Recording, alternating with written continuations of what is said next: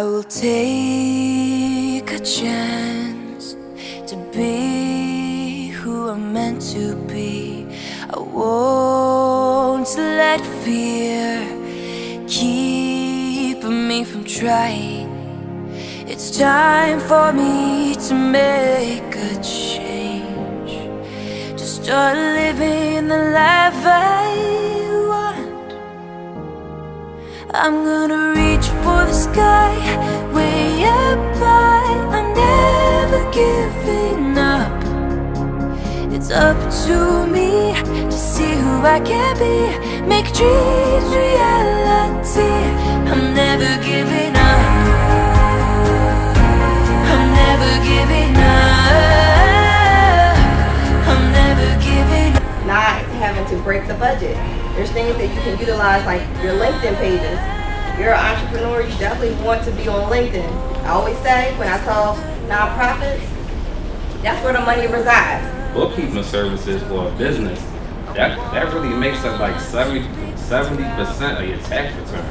Alright, so if you're not doing bookkeeping as a business owner, then you might want to consider doing that, because that really dictates how your taxes are going to end up. So you have to kind of rebuild your mindset and rebuild like how you live. It's okay to be a person who is a minimalist, okay? We really need to practice minimalism if you're trying to hit a goal. Children who grow up in single-parent households are more likely to become to reside in poverty, right? So just think about how during the Willie Lynch times, when slavery was at the height, right, or the inception of it, their inflation was in the trillions. Okay, here we talk about like what, 8%, 6%, 12%. They had like 1 trillion % inflation, right? 20 years ago, Venezuela was the 5th strongest economy in the world. Today they're in shambles. Their money is trash.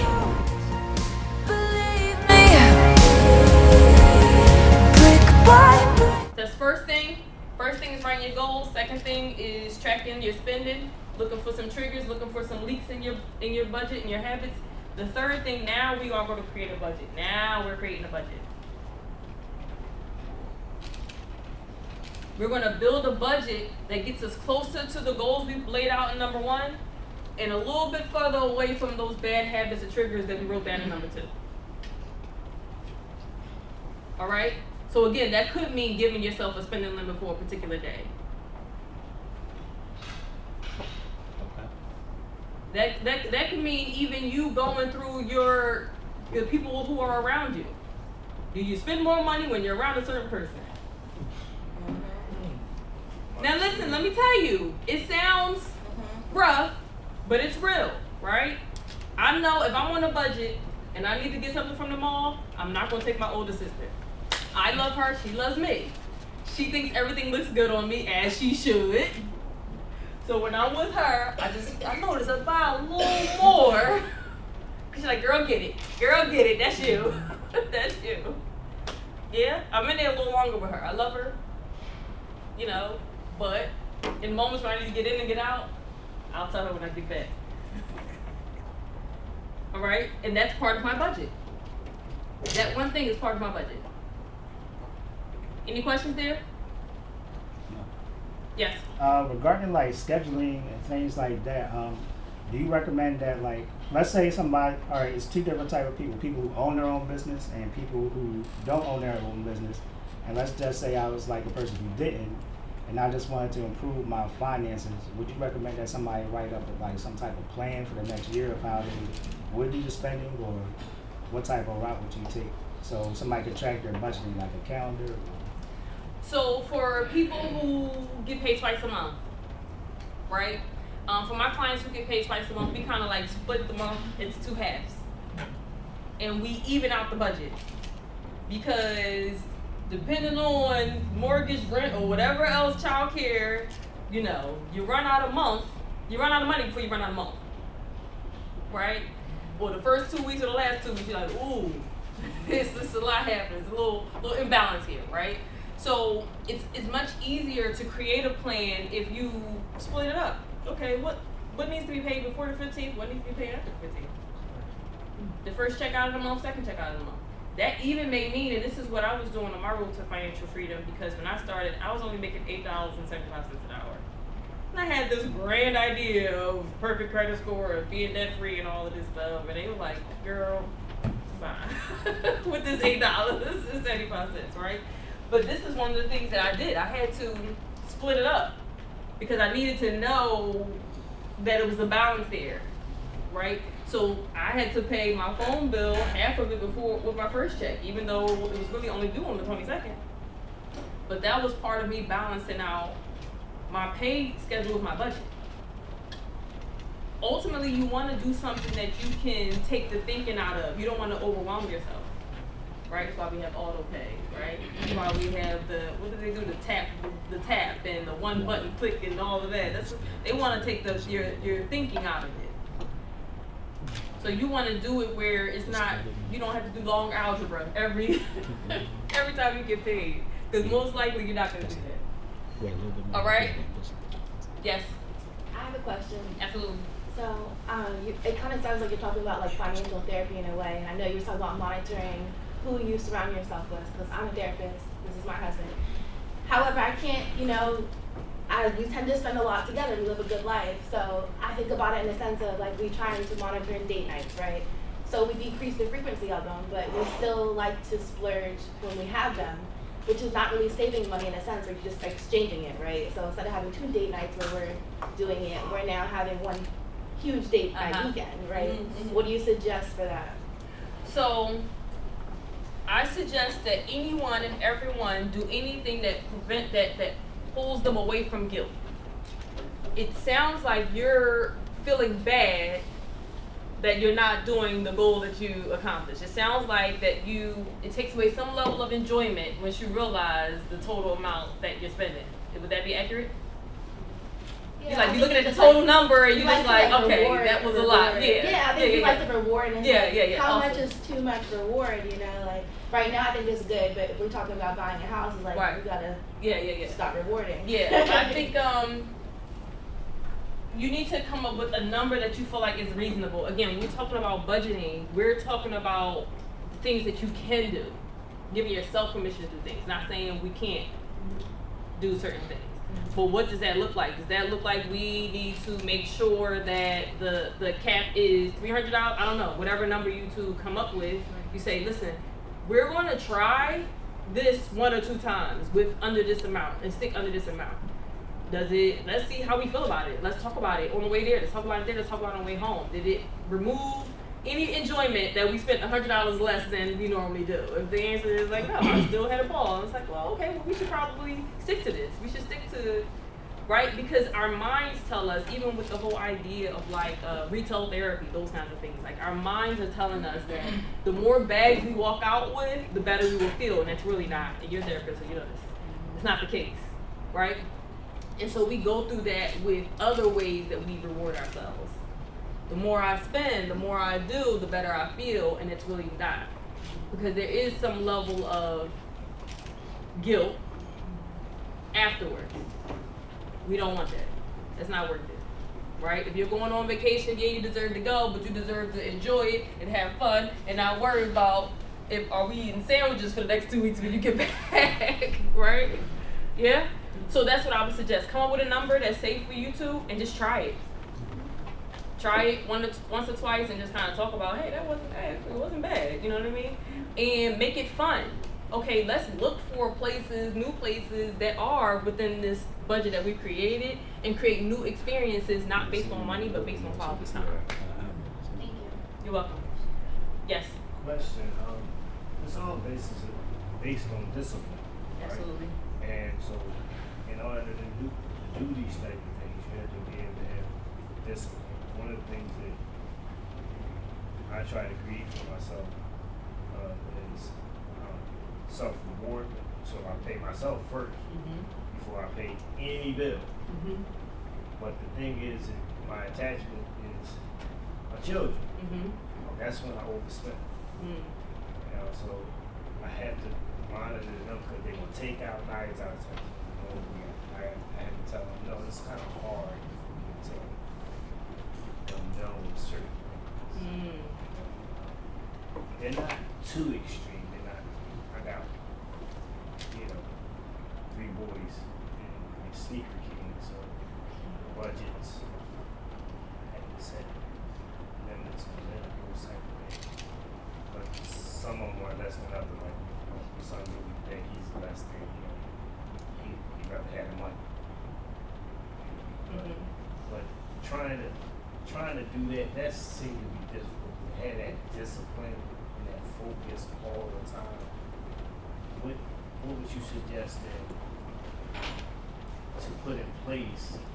Like I put a number in, but sometimes it just push the number. That's enough.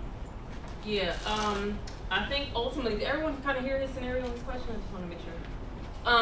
He was basically saying, as a dad, he wants to, the kids want to spend money. And it's hard to tell them no sometimes. And he was asking how do we balance that? Ultimately, for parents in general, when we talk about financial freedom, we talk about generational wealth, there are two pieces that I feel like has been missing from the conversation of generational wealth. The first piece is holding on to it long enough to pass it down. Okay? Because we know throughout history or throughout time, a whole lot of people who've had a whole lot, but at some point lost it too, right? Didn't hold on to it long enough to pass it down. Some of my clients like, Coach, I'm barely passing it down to next Friday. You talk about the next generation, right?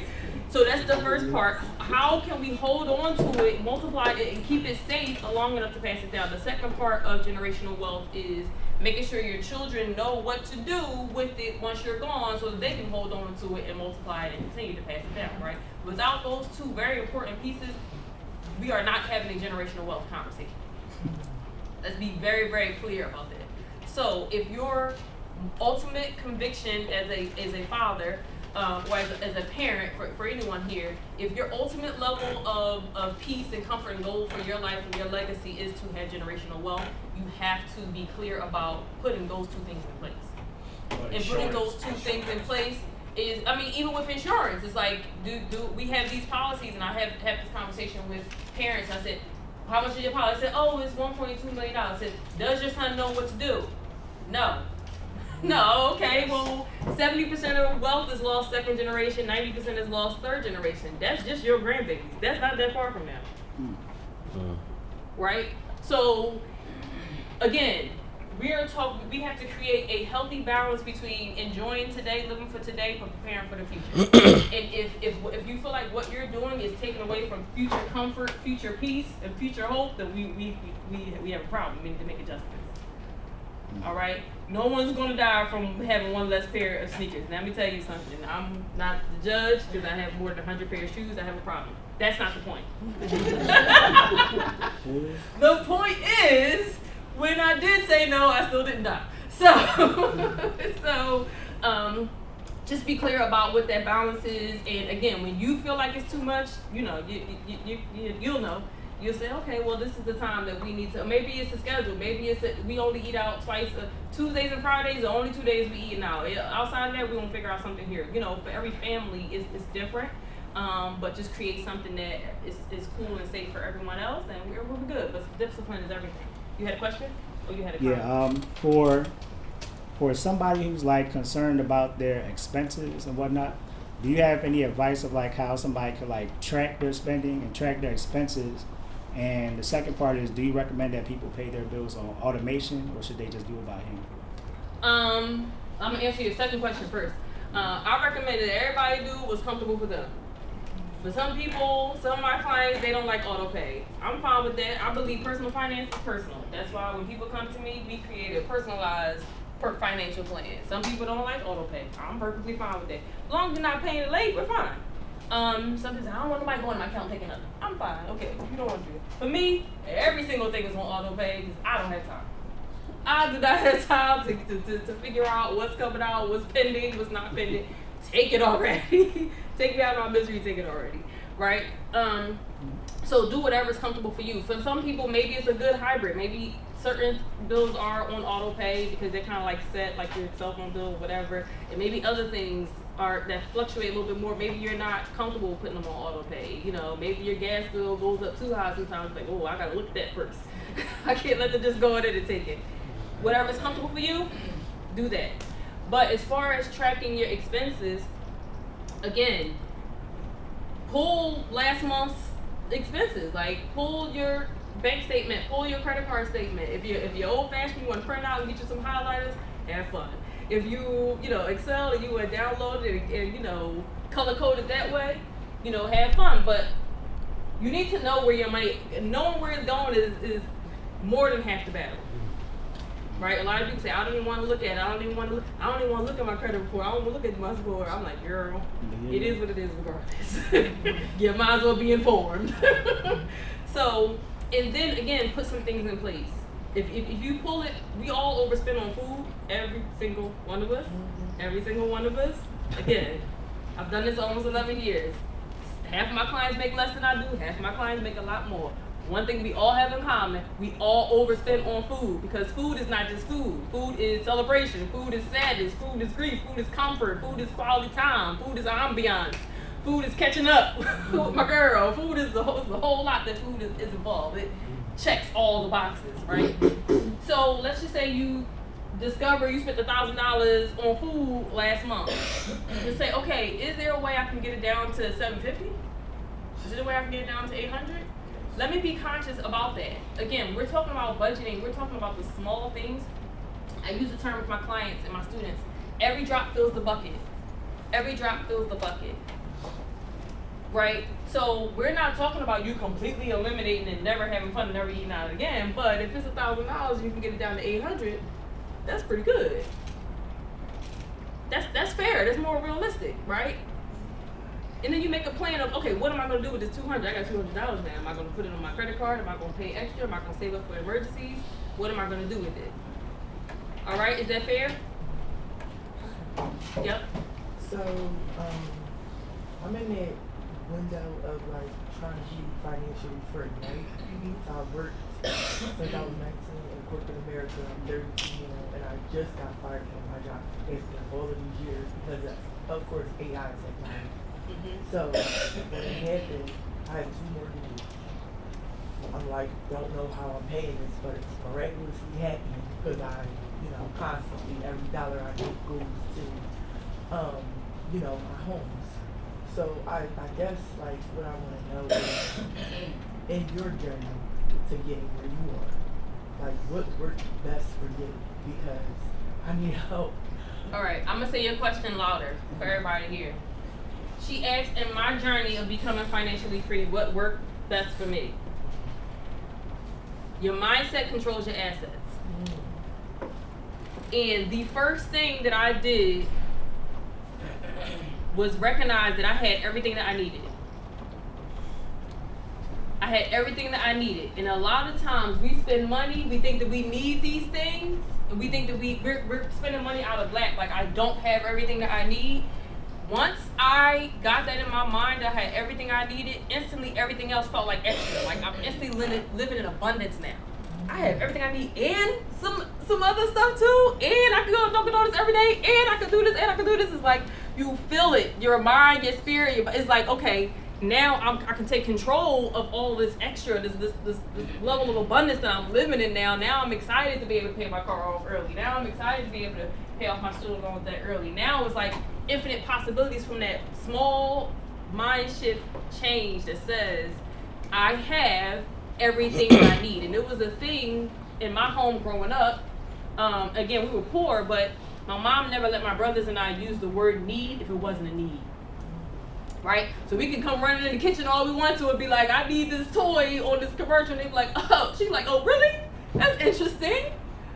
Let's count out your needs. Let's list your needs, right? And she was like, okay, because it sounds like I got all those covered. You know what I mean? So I'm confused as to how this toy fits in these 5 things we just listed, right? And so because she did that, I was able to quickly make that mind shift change to say, like, I know what my needs are. I used to have to say it all the time, right? I know what my needs are, and I know that they're covered. Now I'm living in abundance. So that would be something I would say to you, like, everyone in here is living in abundance because you got here. You got here. So what are you doing with that abundance?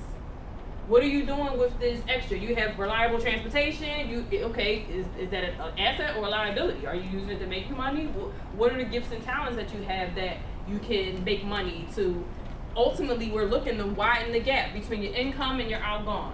That's where you're going to pay off your debt. That's where you're going to invest. That's where your generational wealth is going to come from, the difference between the money coming in and the money going out. So you're saying, what can I do to limit the money going out, to kind of slow down the money going out and kind of increase the money coming in? And now what am I going to do with the money in the middle? Is that all right? Does that sound fair? Yeah. Right. Thank you. Okay, good. All right. So, yeah. One quick question. Okay. I know you guys. Long story short, for people that's trying to get like even boost their credit, and for people who used to be like me and who used to listen to YouTubers, getting straight to it, I heard that like when you carry a balance on your bills, your credit bills, that can do you well. And I know it's wrong now. Okay, So can good. you elaborate on that before I'm you? glad you said you knew it was wrong before I had to, because I don't want to be the bad guy. All right. So, not used to listen to YouTubers. That is hilarious.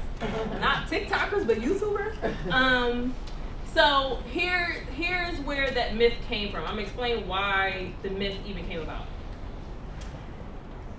There's a difference between the statement date and a due date. And a lot of people get these two very important dates mixed up when we're talking about credit. Okay? For the young people, again, I told you I teach kids about money. So for the young people, I tell them that your statement date is picture day. I said, this is picture day, okay? This is the day that the credit card company is going to take a snapshot of your account and send it over to the credit bureau, right? And I say, now listen, if it's too much going on and you know picture day is coming, you might want to clean yourself up, right? If you got something on your face, clean yourself up. That's what I tell the teenagers. So that may mean paying it down a little bit. That may be paying it off completely, right? You don't want to look bad on picture day. No one does. Now we have this statement date and we have a balance and it sends it over to the credit bureaus to say this person owes us $100, right? Now you have about 21 days after that, that's now your due date, where you have another 21 days to pay this $100. Okay? Now, if on picture day there's nothing there, that's where you're going to see on your credit report, it's going to say ND for that particular month. For that picture day, it's going to say ND, which means no data. Now, if we have no data on again because there's nothing for picture day, you didn't pop up for picture day, then how are you building your credit if you're not even present? Remember in school we had to say present, absent, and you're here or not? What's going on? So that's why people say keep a balance, just keep a balance. Why? Because they want you to keep being present for picture day. Here's where the problem comes. Can you pay these people? Because you still owe this $100. You know, we don't want you to just keep, you're getting a little bit more fudge on your face every month. You go by on picture day and you ain't paying these people. Okay, did I explain that well? So people come up with this myth as a lazy way of saying, go ahead and it's okay to have a balance on statement day. But you need to go ahead and pay it off before, or pay it down, or whatever the minimum is by your due date.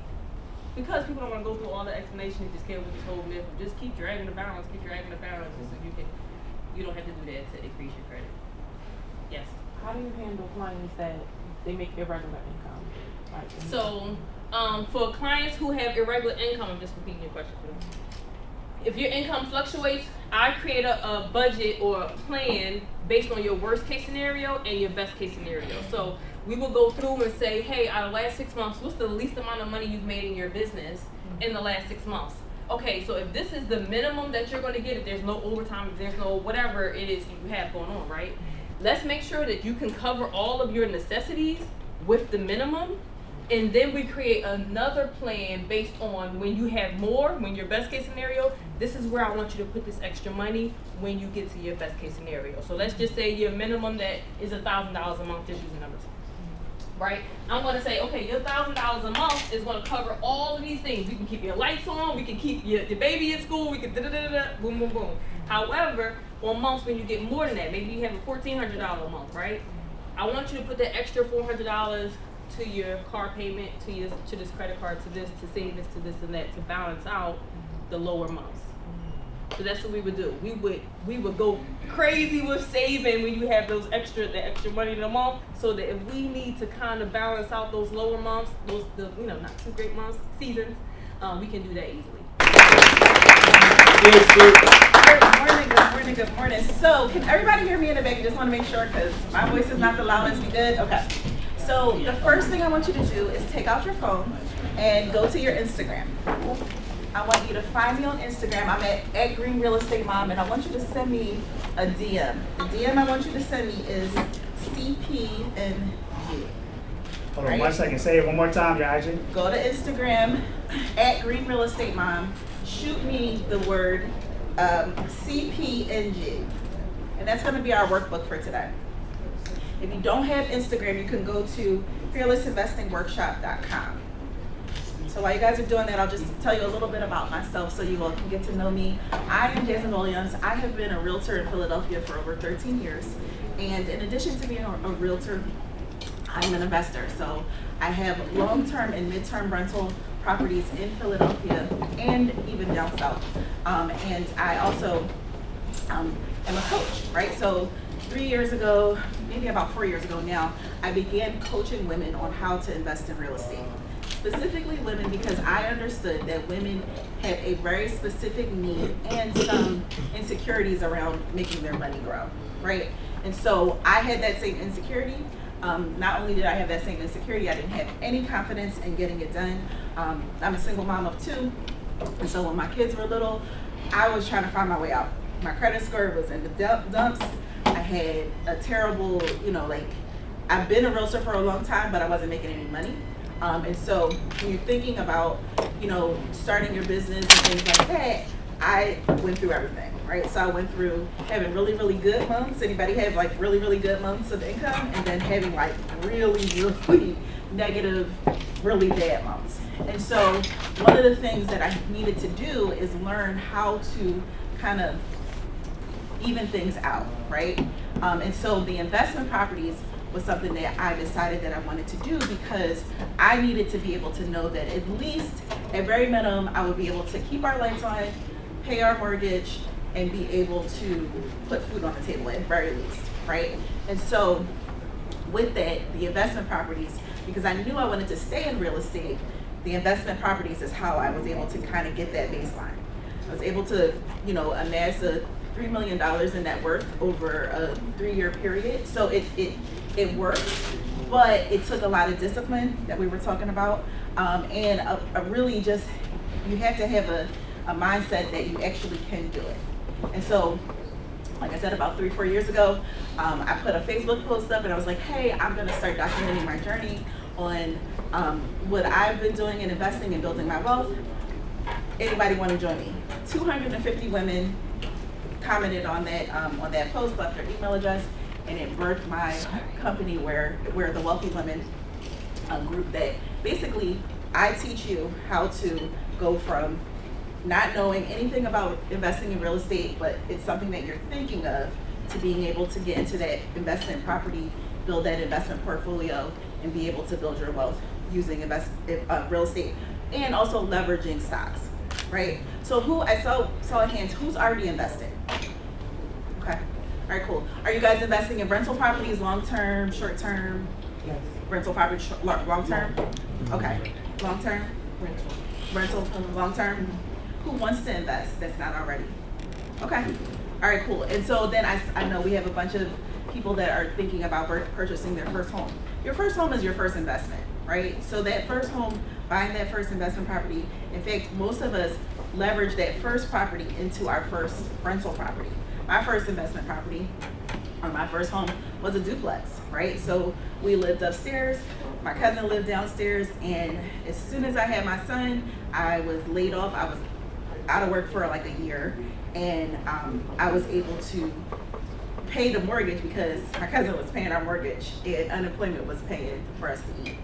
And so real estate has always been a fabric of what my life looks like because it's helped me through some very hard times.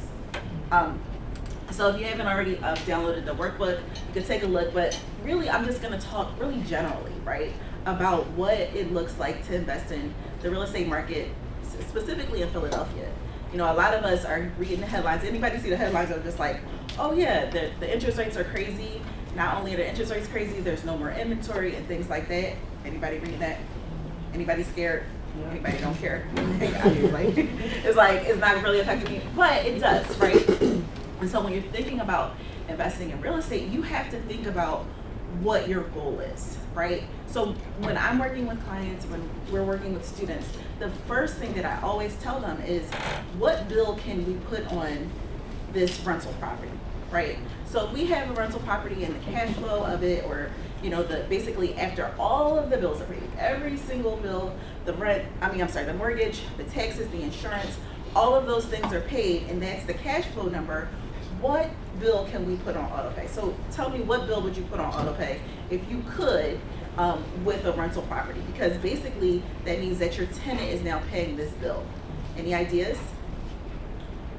Well, Go.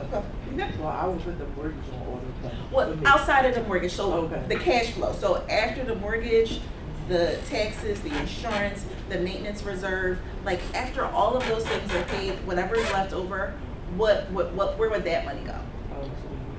To the utilities of like your utilities, like No, your to the house, because in mine, I was just doing rooms because I had a duplex. okay. So I did rooms upstairs, and then the downstairs is where I live. Okay. It was a terrible idea. It could Because have every time something goes wrong, they're coming knocking on your door. Yeah.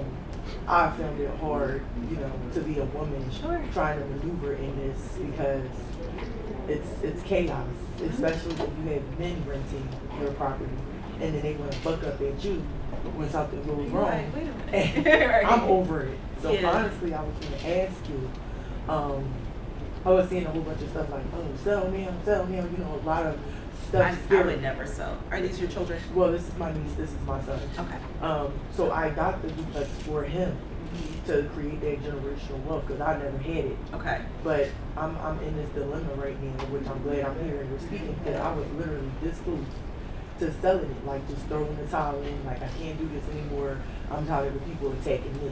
Yeah, no, okay, we'll talk about that. Okay. So, outside of the utilities, if you had a rental property, because in her case it's special, but in most cases, the people that are renting from you pay their own utilities, right? So if you're renting a house, you're paying your own electric, you're paying your own gas, and my tenants pay their water bill, right? So outside of that, once everything is paid, what bill would you pay of your own? What's your biggest bill? My car note, right? Student loans, my debt bill, my home's mortgage, right? So all of those things are things that you can do. You can have your rental property to be able to set aside so that now the baseline of your bills can be covered with those rental properties. Basically, how I have it set up is that for every bill that I have a rental property that's allocated towards it. And that's a way for you to look at it, right? Because we all, we see, especially on social media, we're seeing all of this flash and all of the, all the things. But really, we really just want to get our bills paid. Like, you know what I mean? Like, we don't, it's not really like a lot of us may have aspirations of, the huge house and the big car and all of those things. And those things are nice. However, we really just want to have our expenses covered, because that is really where the financial freedom comes in, and it's money that we're not actively working on. So it's not our active income that really pulls that out. And so those are things that rental properties do. Now we get into flips, right? So anybody thought about flipping a property or have already done that? How did you like it? The toughest part was the contract. The contractors. Yep. Yeah, I could finish your sentence before you even said it, right? Yes, We got it usually done, but contractors it was are. definitely a challenge. Yeah. How did you wind up managing them? Well, we rolled up on the contractor. We already came with something better. we gave him some money. It disappeared. wasn't a little bit of change. So we Pulled up. talked to him. Yeah, and he got it done. You got it done? Yeah. I see the face. We'll get it done. All right, for sure. And so typically with investing, thank you. Typically with investing, your biggest thing after actually getting the finances together is the contractors, right? The people that are working on your property. First, you gotta find them, and they're like That's a thing. And then you have to find quality, and then you have to manage them. So the biggest thing that I tell people to do, especially as you're building this business, you know, when you're building this business as being an investor, is you're making a pool of people, right?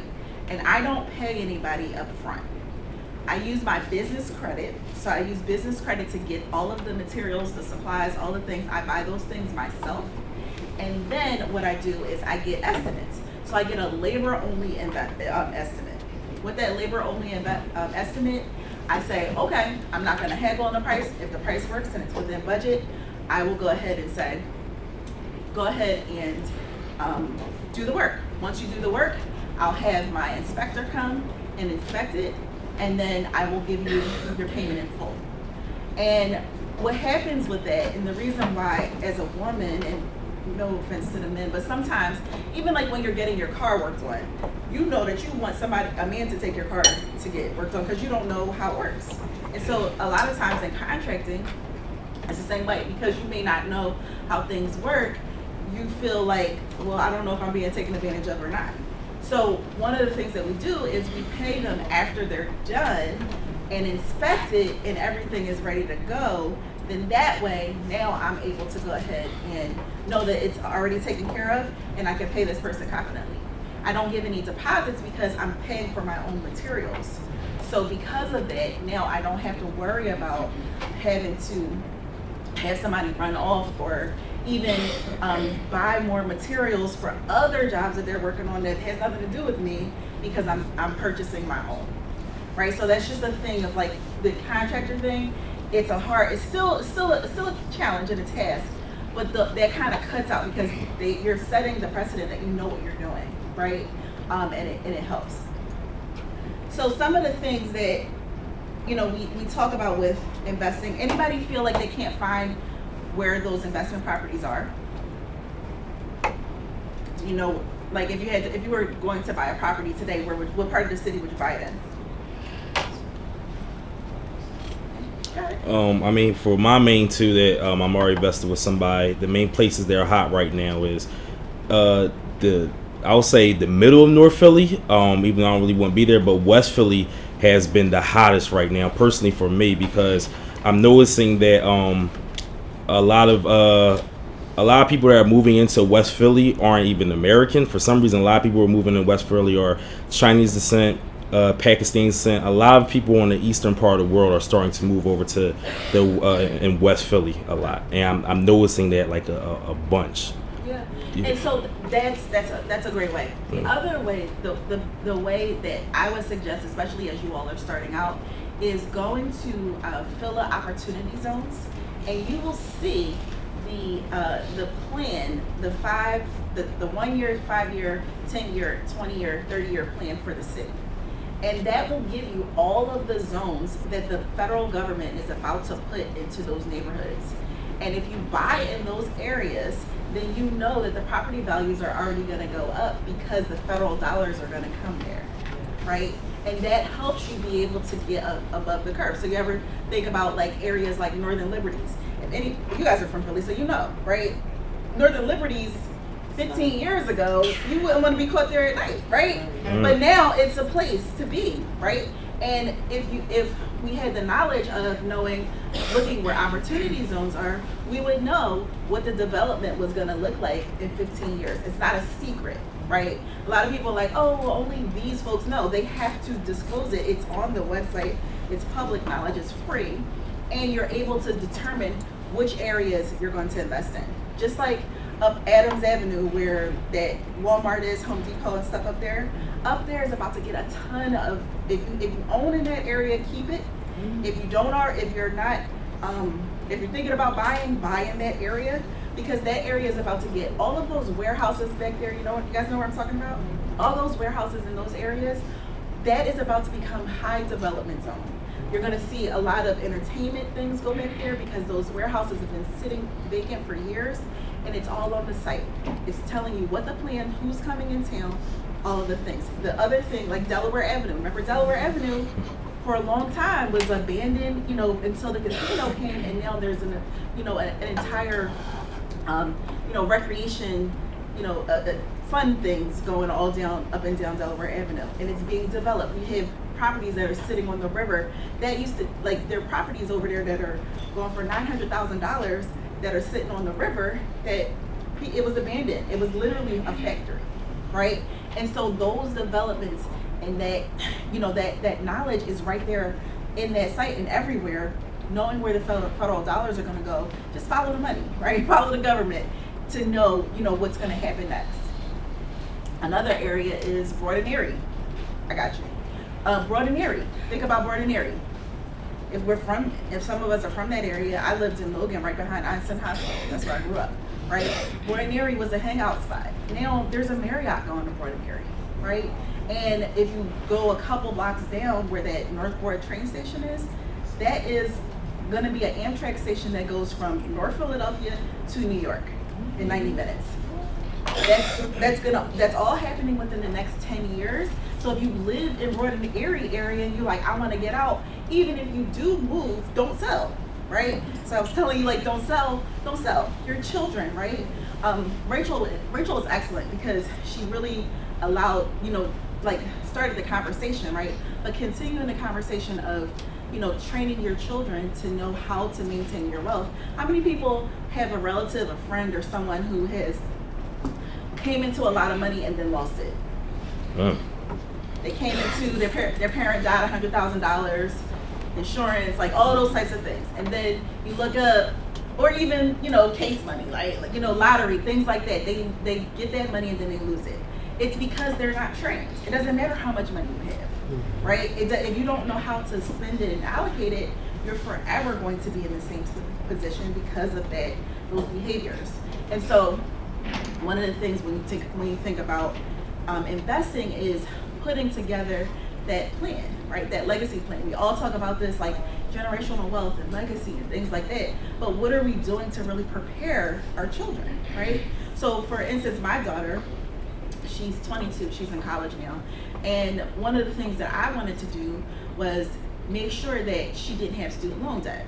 So when a year before she graduated from high school, I bought her an investment property. Her investment property now pays for her college. She has 0 student loans. And it's gonna pay for her if she decides to get a car, right? Those are the things that we have to train. She knows how to source contractors to come fix stuff.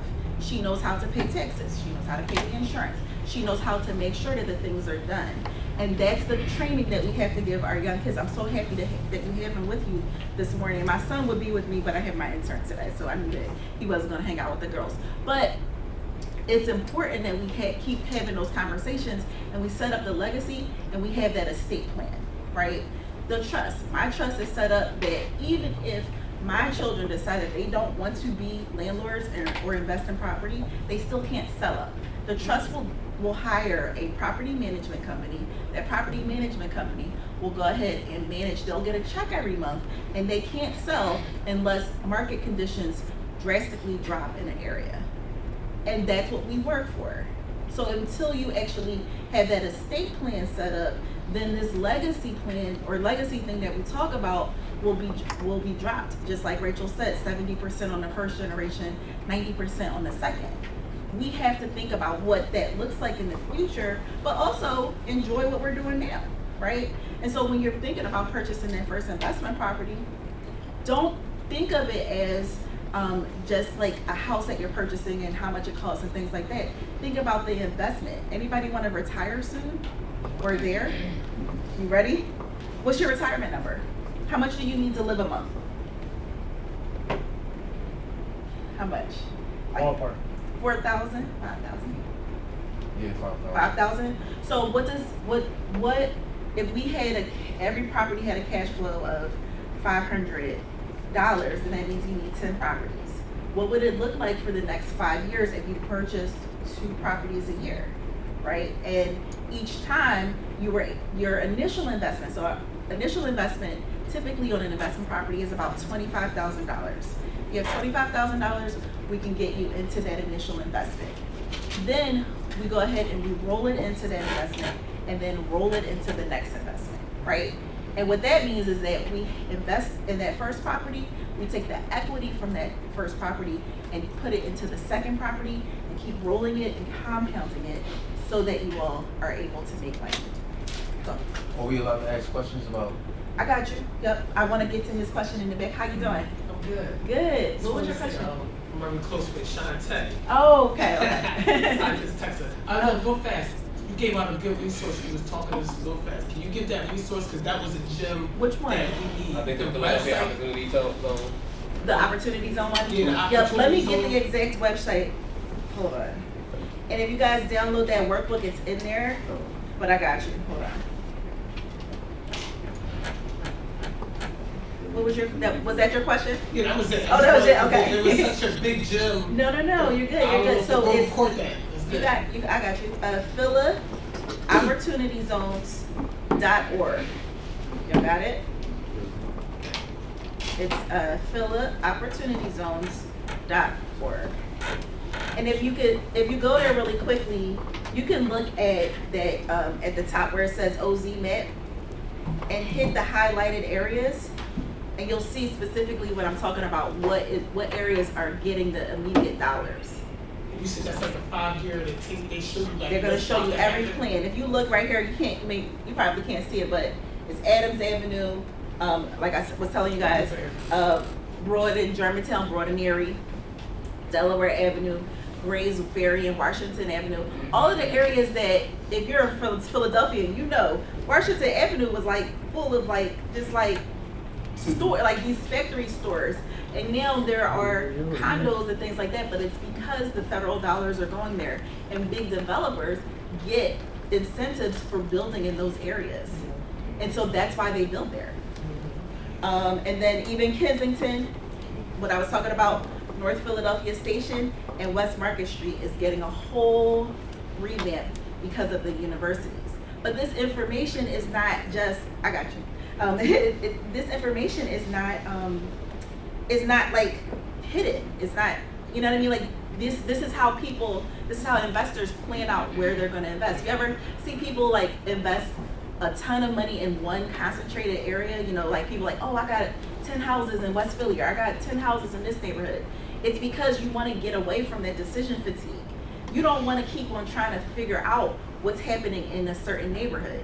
So for me, if I'm investing in North Philadelphia, I'm going to concentrate in that particular area. I'm going to know what my rent rates are. I'm a Section 8 landlord. So I know what Section 8 is going to pay me. I know what resources to pull, what tenants. I'm already going to have a list of tenants that applied to the first house that now want to apply to this house. And so I'm already going to know the lay of the land, and now I'm just going ahead and executing the strategy. And this helps you kind of, when you're thinking about areas, you're not just thinking about like, because when you think about it, like by the time we see it, like by the time we see the development, it's already, you know what I mean? So you want to get ahead of it. Makes sense? Back to your $5,000, right? So No, I actually, something that I wanted to say, that's why I want to know, is it okay to ask questions yes, right now yes, or after? No, ask questions now. All right, so I have no shame in what I'm about to say. I'm a layman. Okay. Okay. I come here because it's a good friend of mine for like maybe 10 years now. Probably. Yeah. So Who is a good friend to a lot? Yeah. Right. It's been a long time. She's awesome. So I'm a layman. I don't have a mentor. I would love to invest. I do a 9 to 5. I'm a security officer. I love that. Right. And I did a job there in Kensington at a Hackney loft. It was like an old factory, and it turned it into a loft section. So I walked in the buildings all the time. But I want to start somewhere, you know what I mean? I don't know how to, so having a mentor or having somebody there, you know, so that is why I'm here. I would love to get a mentor, show me what I got to do. I'm willing to learn, I just don't have the skills. Right, so that's awesome. That's awesome to know, because if you are willing to learn, then there are people that want to teach, right? But are you willing to do? I'm not saying that you're not. I'm not saying you do. I'm not saying you're not. But at the same time, what happens is that these mentors and coaching and all of the things, people think that because they have that person, that they automatically are just now going to be in the place that they want to be. The work is there. You have to do the work. right? And so there's things that you have to do. You know, one of the things that we do is we take you through the process. You know, a lot of what Rachel talked about with the money planning and things like that, like, we gotta look at your money, right? Where is it going? Because that discipline is where we need to splurge on the sneakers for the kids. It's like, okay, kids, can we go ahead and bypass that for a season so that we can go ahead and get to our goal? Or do we even need to, right? Or do we need to just make more money? And so a lot of people don't want to talk about that because it's like, well, no, I could cut back, but who wants to really cut back? Nobody. So I don't ever tell anybody to cut back. I'm gonna tell you, don't cut back, make more money. We're in the best economy, the best time is in our lives to make more money. Online, this gig economy that we have, we are in literally the best time to make more money.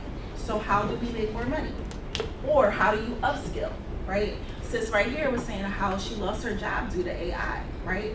So what does the upskill look like of whatever the position was to upskill into now becoming the AI expert so that you can't let go, right? You're the AI expert of customer service because you've studied it and you've taken the zillions of classes that are online that are showing you how to upskill so that you can get paid more. You know, a lot of us think about, you know, entrepreneurship. I'm never going to tell you to quit your job. It's actually easier for me to get you into a rental property with you having a 9-to-5. Because now the bank is like, oh, they have consistent income. Entrepreneurs, we like, sometimes we make money, sometimes we don't, right? And so you, as a 9-to-5er security guard, I had a set of twins that are correctional officers. One twin, she came to work one day, she was talking to an inmate. The next day she came in, he had hung himself, right? She went on to a mental leave because literally she couldn't do it anymore. She had some money, we were able to get her into an investment property, and now she's getting into the next one and the next one and the next one and the next one because sis is like, this is just too much mentally for me to do, right?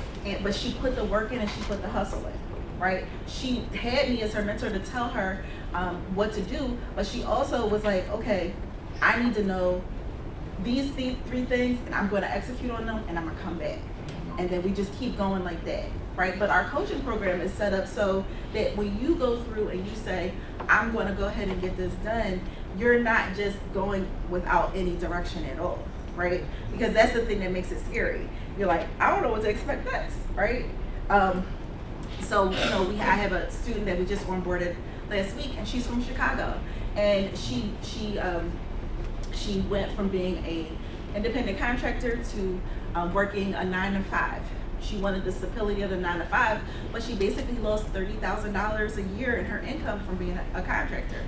So now she's trying to make that up, right? She's trying to now over the year's time be able to replace that with rental property, and that's a thing, right? It's possible, but you have to go ahead and be able to, either she's gonna take, I got you, either be able to take your time down or be able to go ahead and upskill to make more money, right? So it's something that we can talk about for sure. Okay. This is forever a safe space of being able to, as brown folks, we gotta make sure that we are uplifting one another and being able to give each other the resources, and also giving us the resources without some sort of paywall. Now that of course it's my occupation, so there are fees. However, the information that is there, the free information, I'm gonna give it to you all day, right? But at the same time, we gotta take the steps. Makes sense? Any more questions? I know, I'm sorry, I have another thing after this. Go ahead. Just one. A lot of us don't go to the town hall meetings, so we don't even know what's going on because we don't go to the town hall meetings. Right. But if we did, we would know that they're building all of this stuff in our area. Exactly, and that happens because when we're on the zoning meetings and the neighborhood associations, every single meeting, there's no one that's our age. Everyone is 70 who doesn't have, they're retired, they chilling, they've been in the neighborhood, they don't want to lose their neighborhood, and they show up.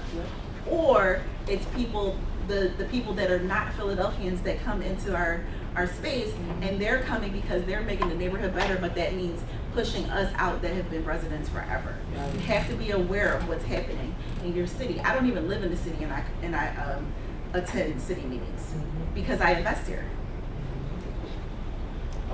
Real quick, in closing, it seems like, now shout out to Brad too, Black Real Estate Alliance, for make sure I get that.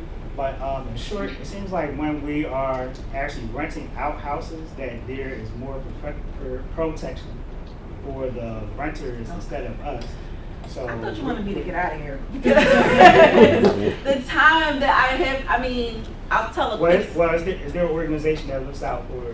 So HAPCO is an organization for it's the homeowners association of Philadelphia. So they're for homeowners and for investors. You can get through there and hire an attorney through there. But quick story. Had a tenant. She went ahead and she moved in right before the pandemic. Before the pandemic. Everything was good. The pandemic hit. She stopped paying rent, right? She said that she was laid off from her job. She was furloughed, never showed any proof. Okay, so we go through this whole pandemic, everybody's locked in. We still got to pay our mortgages as investors. They did give us like 2 or 3 months, but it was just like, so basically I'm paying for her to live, right? Went through the process. The courts were shut down, so we couldn't even file, right? So then it opened up for us to file over the summertime, so like just say July or August. But they didn't give us a date to go to court until the following year. No rent all this time. She wouldn't sign up for the landlord payment. She was just like, nope, I'm not doing it. So then we have court. She tells them they'll mind you, that's like, let's say 8 months, right, of no payment. She's like, oh, well, I'm gonna pay, I can go ahead and pay $100 towards this bank balance. Her rent was like $900. So 9 times 8, you guys go to math, right? So the court agreed to it because they're trying to not let people, they don't want people to be homeless, and they are just not poor landlords. In the process, got her there. She's still in the property doing all the things. And what do you think would happen? What would be the worst thing to happen while you have a non-paying tenant in your property during the winter time? No. That could have happened. Pizza. Not even the bills. What else? That was a good. Yeah, the water bill for sure. Anything else? The heater went. So my attorney says, yeah, Jazz, you can't have her with her all the kids that are under 3 in the house without an operating heater. So $2,600 had to go to someone who wasn't paying their rent. Had to go ahead and get that done, right? So that's not even the end, right? So then she's still in there. Finally, she doesn't pay. Of course, she doesn't even pay with the court agreement because she knew that even still she wouldn't be able to be evicted. Then the courts, so I got a default judgment, but the sheriff couldn't come because of COVID because they were not having any city employees facing any people in our city, right? So finally, we get a lockout date. The lockout date happens. They go to the property. The sheriff, she's not there, of course. The mom moved in, and the kids are there. So the sheriff's knocking on the door. They get everybody out. She comes to the property and tells them that she has some type of paper that says that she can stay. That was not the case, but they got her out. They locked her out. So this is a duplex. And so I told the tenant upstairs, hey, we're changing all the locks, doors, blah, blah, blah. If you hear anything, shoot me a text, whatever. So I go back home, everything's locked up. I go back home. I'm a grandmom, so I go to sleep at like 9 o'clock, right? I get a text, I'm waking up like, what the heck is happening? 2 o'clock in the morning. 2 o'clock in the morning, the tenant's like, hey, I hear somebody downstairs. Huh? I'm like, oh my goodness. So I put my Uggs on, got my shorts, and I take my son, and we go down to the property. We see through the window, the TV going, we hear the air conditioning going, all the things. Go over to the police station. The police station, the city departments, if you work for the city, try to improve this, but they don't talk, right? So the Philadelphia Police Department didn't know that lockouts had started. So they were telling me, even though I had the paperwork, hey, no, lockouts are not allowed, blah, blah, blah. I'm like, yes, they are, I have papers. So they didn't do anything. So the next morning I woke up, because I didn't want to go in there by myself. I didn't know if it was her or what was happening. I wake up, 7 o'clock in the morning, and I tweet the Philadelphia lieutenant and the Philadelphia Police Department. I have a lot of Twitter followers. Within, I don't know, maybe about 30 minutes, I get a call from the lieutenant. Oh my goodness, what's happening, blah, blah, blah. I'm like, yeah, y'all should have did something last night, right? So go back over, get a police escort over to the property. She's still there. Knock on the door, she's still there. Oh, well, I had to get some stuff. You can't break back in, it's trespassing. So the police they gotta pull her out of the property. I'm sitting in my car, I'm like, what the heck is happening? So they're talking, she's like, I have proof that I can say. They're like, no, where's the proof? And so then they lock her up because she's trespassing. What do you guys think I did? Y'all don't know me that well, but what do you think I did? Bail. Huh? Bailed her out. I didn't bail her out, but I didn't let them arrest her because I felt bad for her because she had 3 kids that were literally sitting on a porch. And I'm a mom, right? And so I cried and they let her go. So then she of course tried to spit on me after I did that. And then the whole thing happened. So City of Philadelphia with evictions are terrible. That's why I only do partner with the government, meaning Section 8 or the Veterans Administration. And that's the only time I will do market rent. Any questions? I know that was a crazy story. I mean, do you still want to be a landlord? I want to be a Section 8 landlord. Section 8 landlord is the way to go. We don't walk that way. We don't talk that way. We living different. We're moving different. So number one, I always tell people to change the language first. You're not calling me the N-word. We're not doing the disrespect. We're not disrespecting the people that we talk to. We moving in a certain type of way. So number one, most of my mentees is standard. Then 2, a commitment to excellence, right? So that's the practicing with the coaching when it comes to poets. So they're training over and over again, regardless of how they feel, their attitude. In the beginning, you usually get fights with your mentees because they're new and you're trying to train them to be better. And being better means somebody has to pull the greatness out of you, and that never feels good.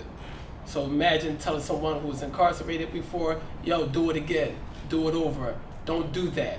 So the first thing, you have to build that relationship, like, yo, can I pour into you? So all of my mentees, I have about 3, 2 women and 1 male. Can I pour into you? And can you listen to me? Because I have no record, right? I have no fight. I haven't fought a guy since literally the 3rd grade. And that was a white boy, and I actually think I lost that in the suburbs, right? So first of all, when we coaching somebody, are we really good at what we're coaching, right? I can't tell you not to be nonviolent and then you see me being violent throughout my entire life. That's weird, right? So number one, I just make sure that I pour into my mentee. And grown men and being better means, do I allow that person to tell me the things that I don't want to hear, right? And then, this is the hard part for coaches, is who are we listening to? So my first thing is, who am I listening to? Number one, I gotta listen to my coaches. 1 is a pastor. No, actually 2 is 2 pastors. And then I pick people who are better than me at that part in life, and I see it. I don't follow financial mentors unless if they're right. I'm so sorry, this is gonna sound disrespectful, baby. No, you don't like this part, but what are they driving? Sorry, where do they live at? What's their zip code? You can't tell me about living better and your life is not, I don't see the fruits. Even in the Bible, it talks about looking at a person by the fruits of their labor. If I don't see that fruit, where is it at? I don't know why there's no grapes, there's no bananas. I want to see that fruit in your life. So I follow people who are excellent at what they do, and I make sure that I listen. I do not talk. And just to close, for you to be better and for your mentee to be better, are you always a student? I do not talk like I'm the best person in the room. I'm always learning. And so I had to change myself because I had the biggest ego. People that tell you that met me, they tell you that when they first met me, my ego was here. And I had to bring it down here to become a student first. And then while I'm teaching someone, are you becoming a student? I can't teach you if you're not taking on a student mindset. And the student mindset is, I'm going to learn first because I'm not the best in the room. I'll never be the best because I'm always learning. And so that's my mantra, that's my motto. Be a student first. If you don't remember, not just say, just be a student. Good morning, everyone. Good morning. At least the last 11 minutes of it. My name is Keith Carney. I'm an accountant. I've been an accountant now for about 15 years. I started my career in the corporate world. I started from the bottom as an accountant. I went from cash management, accounts payable, all the way up to director of finance, senior analyst, director of finance, and HR. So it took 10 years of experience working in the corporate world, then I left and opened up my own brand, CK2 Financials. At CK2 Financials, we do tax services for individuals, businesses. We have accounting services where we keep a hold of all your accounting software, bookkeeping, help with payroll processes. I do a lot of business consulting. The biggest thing about accounting and taxes, especially for entrepreneurs, piggyback on something the last person said about she'd rather have someone with a regular employment versus an entrepreneur. The reason being is though when you're an entrepreneur, things just got to be set up the right way for you to be successful and sustain your entrepreneurship or your business, whatever that is. So I know everyone starts out working for an employer, right? And as working for an employer, that employer has an accountant that's pretty much doing everything that the company needs to do as far as the accounting. So you as the employee, all you need to do is get your W-2 and then go get your taxes filed. All the work is done already. If you're a business owner or an entrepreneur, that's not the case. You have to be responsible for getting all of that stuff together yourselves so you can go file taxes. All right, so just from my experience, a lot of people that's entrepreneurs and business owners, they go get a tax preparer to do their taxes, or their cousin, or their aunt, somebody that just knows taxes. And if you're an entrepreneur or business owner, you don't want that kind of person, because for you, it's much bigger than taxes. Because if you don't know, a tax return is only a representation of what happened all year long. So if your goal is to only worry about the tax return, you got the wrong goal in mind. All right. When it comes to entrepreneurship and running a business, it's all about what you do during the year. If you do all the right things during the year, your tax return will be what it should be and need to be, and how you probably will foresee it that way. All right. So, as an entrepreneur, business owner, you want to make sure you get in. If you're not at the level of having a full-time accountant, then you might want to consider just having consultations with accountants. All right. You might want to consider having bookkeeping services. All right. Bookkeeping services for a business, that really makes up like 70% of your tax return. All right, so if you're not doing bookkeeping as a business owner, then you might want to consider doing that, because that really dictates how your taxes is going to end up. All right, other things that I run across, if you're starting out a business, you want to go to a professional to help you start out that business. All right. I see a lot of people, they come to me, hey, I have a partnership. I want to get my taxes filed. Then when I start going through the paperwork, they're the only person on the business, all right?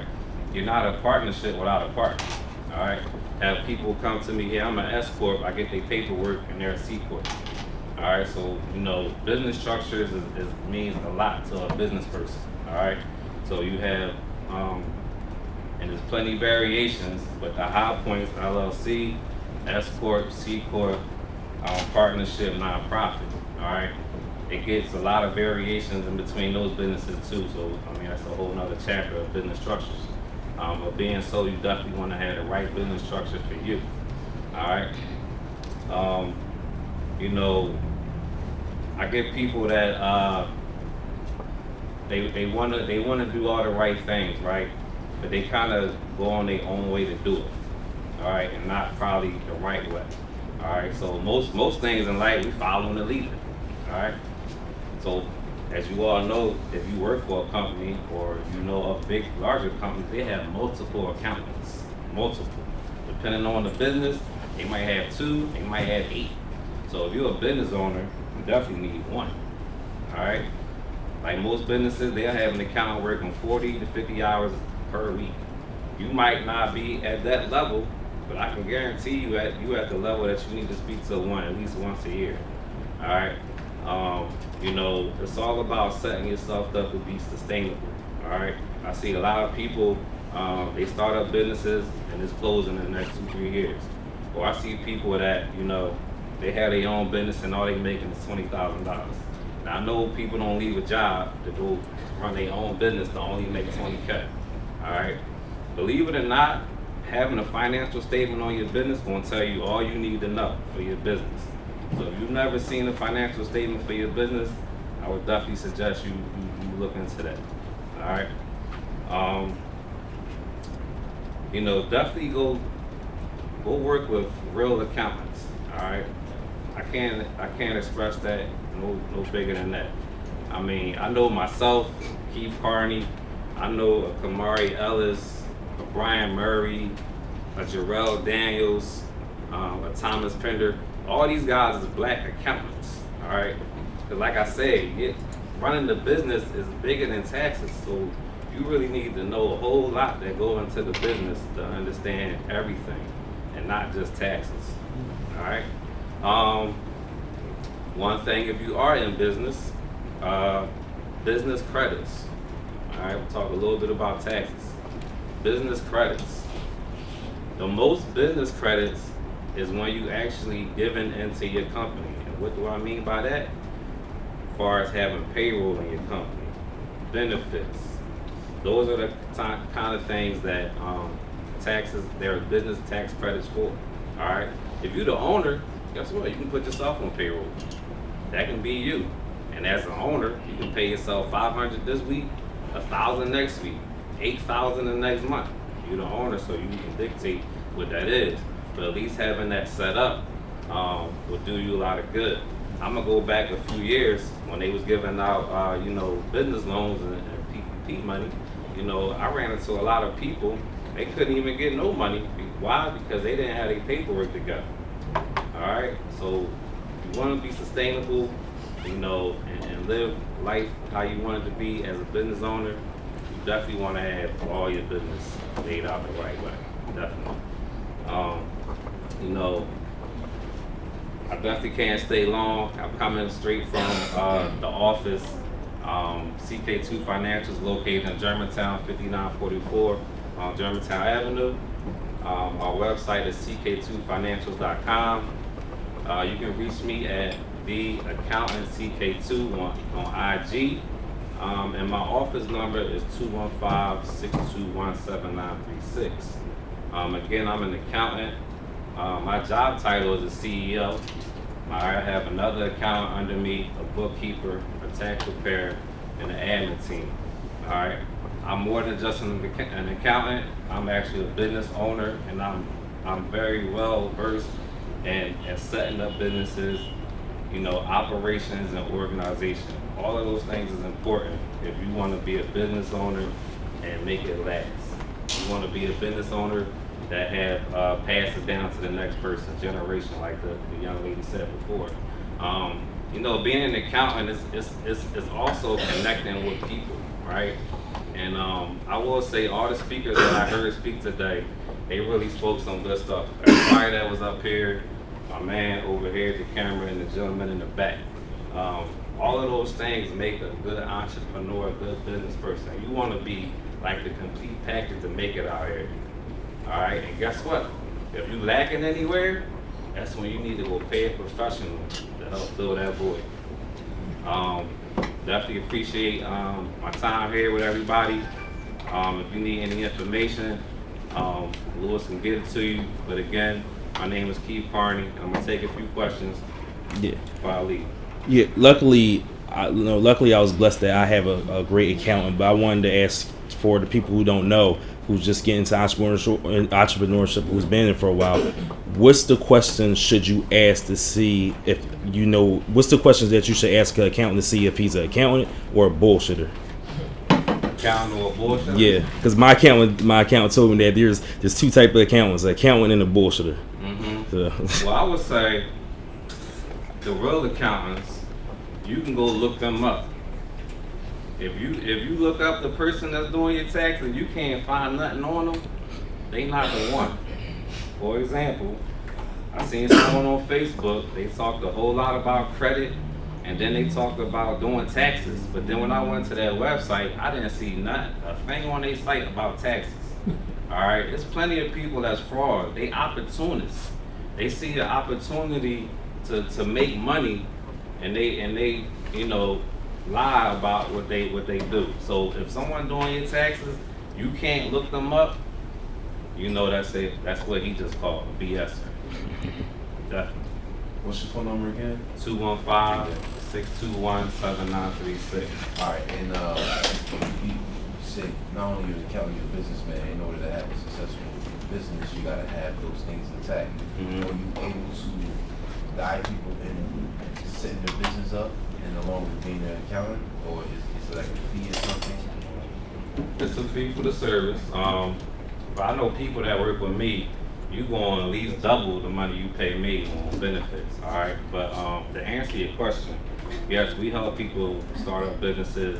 I do consulting from people from day one to millionaires. So anything in between, it's all business. I work with a lot of people in nonprofit world and for-profit, and we actually work in 15 states right now. So I'm definitely versed at other states, income tax purposes, and all that kind of stuff.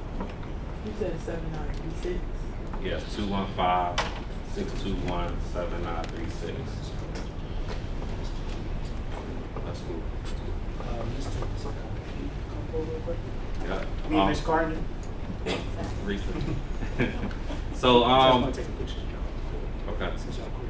So recently, I have Teresa here doing my marketing, but she gonna talk to y'all about marketing. But marketing is definitely essential to your business, because guess what? You gotta let people know where you at and what you do and all that kind of stuff. But it was definitely great speaking to everyone. Got any questions? Definitely love to chat with you. But I gotta run because I go back to the office. Y'all know it's tax season. And listen, one thing I want to tell y'all though before I leave, stop. If this is you, do not wait till tax time to get your books together. All right, do not do that. You are putting yourself at a very big disadvantage by waiting until tax time to get your stuff together. Trust me. All right.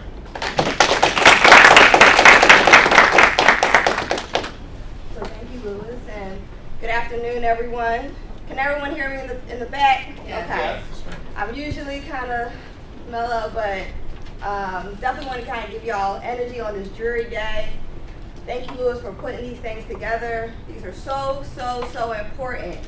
When I started as an entrepreneur 5 years ago, I didn't have always the best mentors, best advice. Like Louis mentioned, it was going to Google, YouTube, and things like that.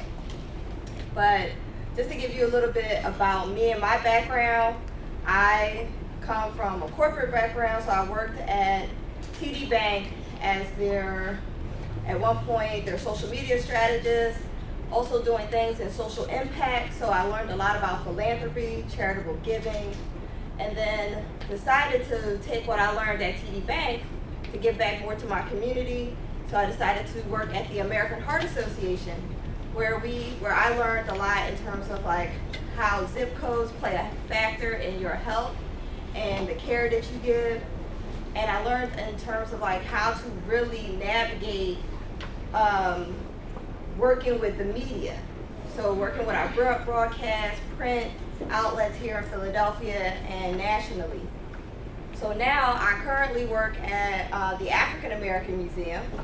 So now I'm able to provide social media, public relations, and marketing for the museum to really boost it as a art and cultural institution, just not here just in Philadelphia, but nationally. So just want to kind of give you my background.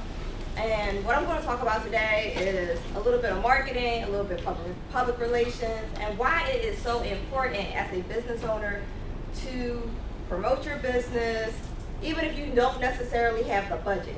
I'm going to give you a few tips on how you can make marketing a little bit more affordable. That's what I do with my business. It's called Vintage Green Inc. Vintage Green was started as a way to help black and brown businesses, help them with their copy editing, communicating, creating their website in a more effective way, also being able to promote on social media. So these are the things that I offer to businesses, so definitely hit me up afterwards or scan my QR code, let's talk. I always provide like a 30-minute consultation. Again, marketing definitely does cost money. Like all the things that you see out here, that is because there's a marketing plan, there's a budget. But again, if you're a new entrepreneur, you're like, okay, I'm gonna just post on social media. That's not always gonna work. Social media is really a tactic that's included in your marketing plan. So your overall marketing plan needs to have like these different tactics like social media. Maybe it's community outreach. But there's different things that you can also incorporate, again, not having to break the budget. There's things that you can utilize like your LinkedIn pages. If you're an entrepreneur, you definitely want to be on LinkedIn. I always say when I tell nonprofits, that's where the money resides. All your sponsors, all your donors, they're going to be on LinkedIn and they're going to be looking for your business. So the best way, if you want to engage with those people who may want to fund your business, is to show your thought leadership. And that means writing certain blogs, writing articles that just shows like your expertise in your area. So if there's something that you're doing and you want to get closer to like maybe a financial institution who may back you, who may provide some sponsorship dollars, that's the best way is to get on LinkedIn. The other thing is always promote yourself on what you're doing. For everyone that came out here and spoke today, you definitely know you want to make sure you promote it on Facebook. Hey fam, I was on Facebook. Go on Facebook, tell everybody like, hey, this morning I had an opportunity to speak to a room full of people about my expertise in blank, blank, blank, blank, blank. So now you're announcing like, hey, this is what I do. So your audience becomes familiar. So it's like, even if you think like, oh, no one's paying my page any mind. Oh, I only got like 7 likes. You know, half of it's your family. Don't get discouraged because it all becomes a part of your digital imprint. And what I mean by that is that eventually now the algorithm will start to like tune into your posts that will now push out to certain other entrepreneurs that are looking for your information. The other thing, this is the other tip, join these Facebook groups. We hear them all the time when it talks about politics and all the negative stuff, but there actually are positive things joining Facebook groups. You can find your next speaking engagement. You can also find other like-minded people who are looking for people like yourselves to be a part of their organizations and pull you in, giving you more visibility and exposure. Now, we all heard this in February. We talked about Usher. Usher didn't really get paid to do the Super Bowl, but he got paid in exposure. So now he has new people following him, following his music. So when he does do something, people will be like, oh yeah, that's Usher. If you never even heard of Usher ever before, you're like, that's the guy that was roller skating and he brought all of the classics out there. So he now has gotten even more exposure and has the opportunity to even get bigger. So when he does release new music, or if he's going to be performing somewhere, more people are going to now gravitate to his next performance. It's the same thing we have to do as entrepreneurs. We always have to constantly promote ourselves. What I always hear the challenges is that some people are like, oh, I don't like to be on Facebook. Oh, I don't like to be on Instagram. Oh, I'm not on social media.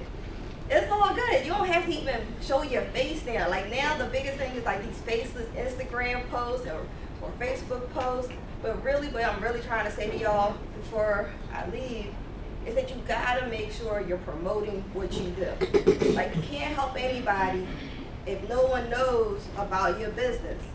If no one knows about the products that you're producing, about the venue that you have that you want people to rent out, it's like it's going to be constantly a challenge. And why put that barrier in front of yourself? Always make sure that you're sending out information. The best thing I always say, get you a QR code. If you don't got business cards, have your IG. Let people know where you are, where they can find you. Give out your phone number. Do those 30-minute consults. And always make it a point when you have opportunities like this to network with every single person in the room because you never know who could possibly be a client who could be a lead, who could be somebody like, oh, I got your card. I may not need your service, but I know somebody who does. Because there's been many a times, even as a marketing person, I don't buy a bunch of ads. I don't do a lot of that, but I do network. I'm always in my community. I'm always trying to make sure I'm giving back in some capacity so that people understand, like, this is what I do. Like, I started this business to help help entrepreneurs like yourselves to promote, to amplify, and to always empower. Because, like, to me, one of my favorite phrases, each one, teach one. And one I said actually yesterday was iron sharpens iron. And I believe in those two phrases because I would not be where I am today if it wasn't for somebody who poured into me, who invested into me. So I'm here to say, when you have these problems in terms of like getting your business out there, getting people to notice what you're doing, don't get discouraged. Just keep on pushing. Keep putting things out there. Utilizing social media. Working within your community groups, meaning work with your state office, your council people. I go to mine all the time. When I lived in Philly, I was always in what's her name now is Jamie Gaultier, and her office is lovely. They have a newsletter. If you have a business, ask them like, hey, I got this image. Here's what I'm doing. Can you put this in the newsletter? And 10 times out of 10, they'll put it in there for free. And guess what that is? Free advertising. Something you ain't got to pay for. Free advertising. One more time again. Go to your state rep. Go to your council people. Most of them have newsletters because why? They're community focused. If you want to get your information out there, you got an event coming up, you want to promote your business, go to your council people and say, hey, can you put this in your newsletters? And most of them either go out monthly, quarterly, or some even go out weekly, every Monday morning. And guess what? You got that relationship with your state person, your information goes out every single week to their constituents. And you know, like these areas, it could be thousands upon people seeing your ad, your free ad that you didn't pay for because you took the time out to say, hey, thank you I see your newsletter every single week. I think that I would love for you to promote my business. And they'll put the information in there. Right now, as a marketing director at the African American Museum, when I first got there, they said, Teresa, we don't have a budget.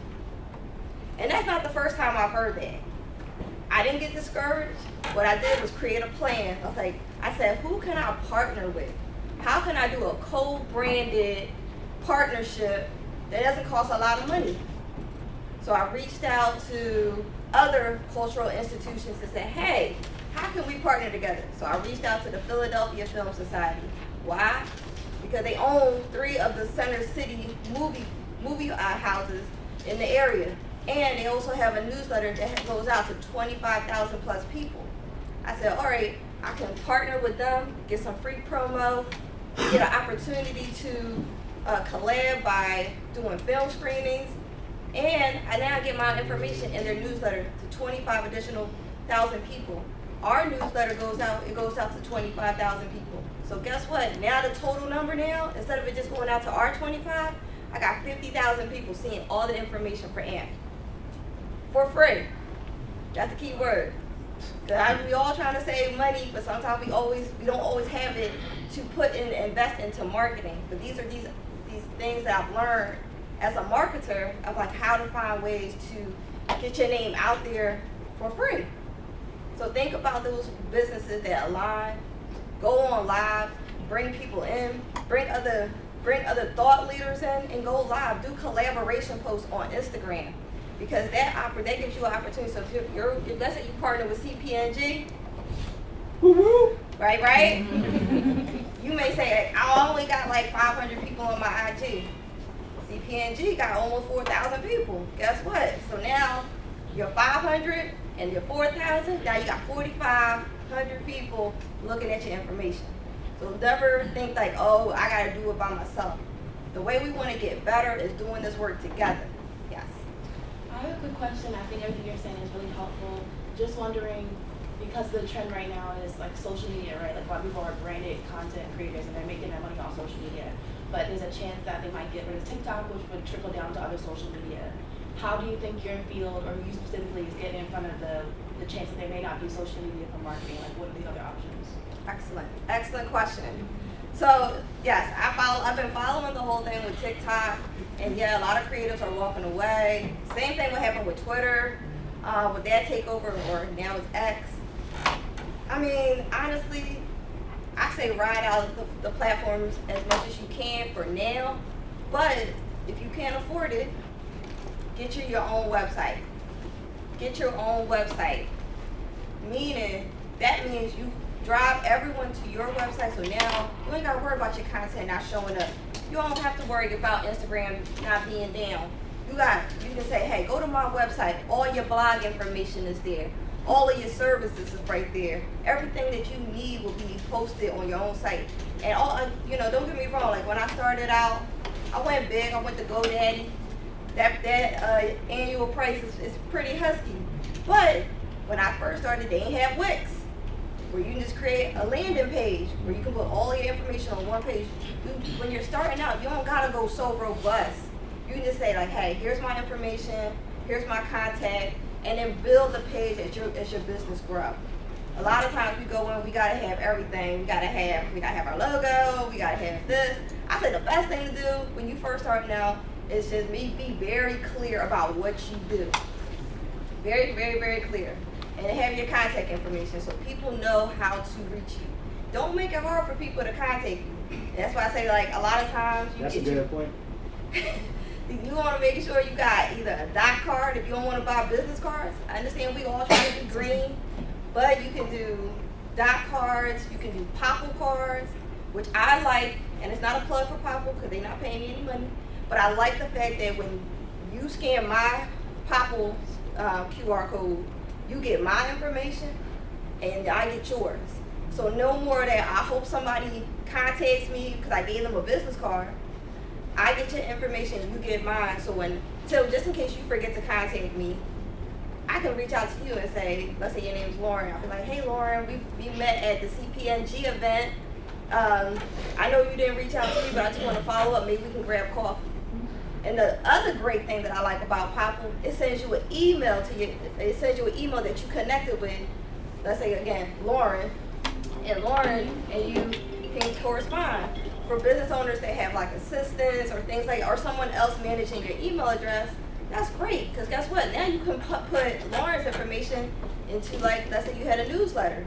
So now you're never ever gonna like lose a contact. So what is it called? It's called Popple, so it's P-O-P-L. And you can get these little things, it's about that big, it's like a little circle. You can get them from Staples, probably Amazon. But I feel like out of all of the scanning devices, that's the best one that I've seen because it's a give and take. You get you get their information and they get yours. And you get the email directly in your email address. Question? Let's talk like real basic. When it comes to advertising, would you recommend somebody use Google ads, Facebook ads? Like, is it worth doing that, taking that route? Good question. Very good question. So I will say this. I've seen both angles, and I'm gonna throw another one in. Yelp ads. Now, we see Yelp, you pull up, you're looking for something, type in the info, Yelp comes up. But what I'll say is I actually tried out Yelp, and I feel like Yelp talks a good game. Now, I'm not bashing Yelp, but Yelp, for a small business owner, if you don't know what you're doing, you're going to sign up for these hundreds of dollars and might not see no ROI. And let me not get into all the acronyms and the lettering, but you want a return on your investment. So if I'm putting out hundreds of dollars, I want to see more people coming to my page. I want more people calling me, emailing me, and not just the spam and the bots. So what I've seen with Yelp is bad. But what I will say that is more effective is Facebook ads. Because Facebook ads, not only do they just do Facebook, they also do Instagram. So depending on where your target audience is coming from, you can at least know that you're going to get exposure on both of those two platforms. So for me, I think like Facebook ads is a better job, and it's not that costly. You can do like a $5 a day campaign for like a week, spend like $45, then you get basically as much exposure as you can for, like, let's say you have an event. Yes, sir. Yeah, so I'm curious, for yourself as a marketing director and for your clients, do you use any AI tools when it comes to AI? And what tools would you recommend, or what do you use? I use, like everyone's using right now, ChatGPT. But I will say ChatGPT is only as good as the prompt you put in. I'm really big on, like, if you're going to use ChatGPT, you want to make sure that you're putting in high impact prompts so that you can get the best return. The other thing is, since I'm always constantly writing and talking and things like that, sometimes it's really good to have that app just to make sure you're clear. Because I've had so many clients that like, oh, you know, it's like you go back and forth with them through email and it's not clear. What ChatGPT does, it makes it very, very easy to communicate with your audience. You make that information very black and white. So I would say ChatGPT is one. The other one, if you're a person who's like, oh my goodness, my grammar or spelling and things like that, Grammarly, it's AI based, but at least you know you can, when you send a text message or you post something on Facebook, you can use that. But I've also noticed that now Facebook has the AI component to it now, so nobody should have like any captions going out that just ain't spelled right, because it's literally like right there now, which is amazing. Like I feel like it's like some people are scared of it, but like I think Lewis, when you brought that up, like becoming the expert, like don't be afraid of it, try to embrace it. Because before when ChatGPT first came out, there was no information. So when information came out, people were running to it because that's how you become an expert in your field, just being able to now talk about it. So like the fact that I'm using some of these items, even as a PR marketing person, I'm embracing it. Every time I hear something, I'm learning about it. So then I share with my clients how they can use it for their business. Yes. So say you got a marketing budget and you start off, what would the first thing you would use like budget towards for marketing? What budget tools? What would you use for budget for the marketing? Oh, what would you use your marketing budget for? Ooh, that's a good question. Let me also add this too. Let me also back up. Sometimes also where you want to find money is through grants, and there's always constant grants. So go to your city sites, go to follow CK2 Financials.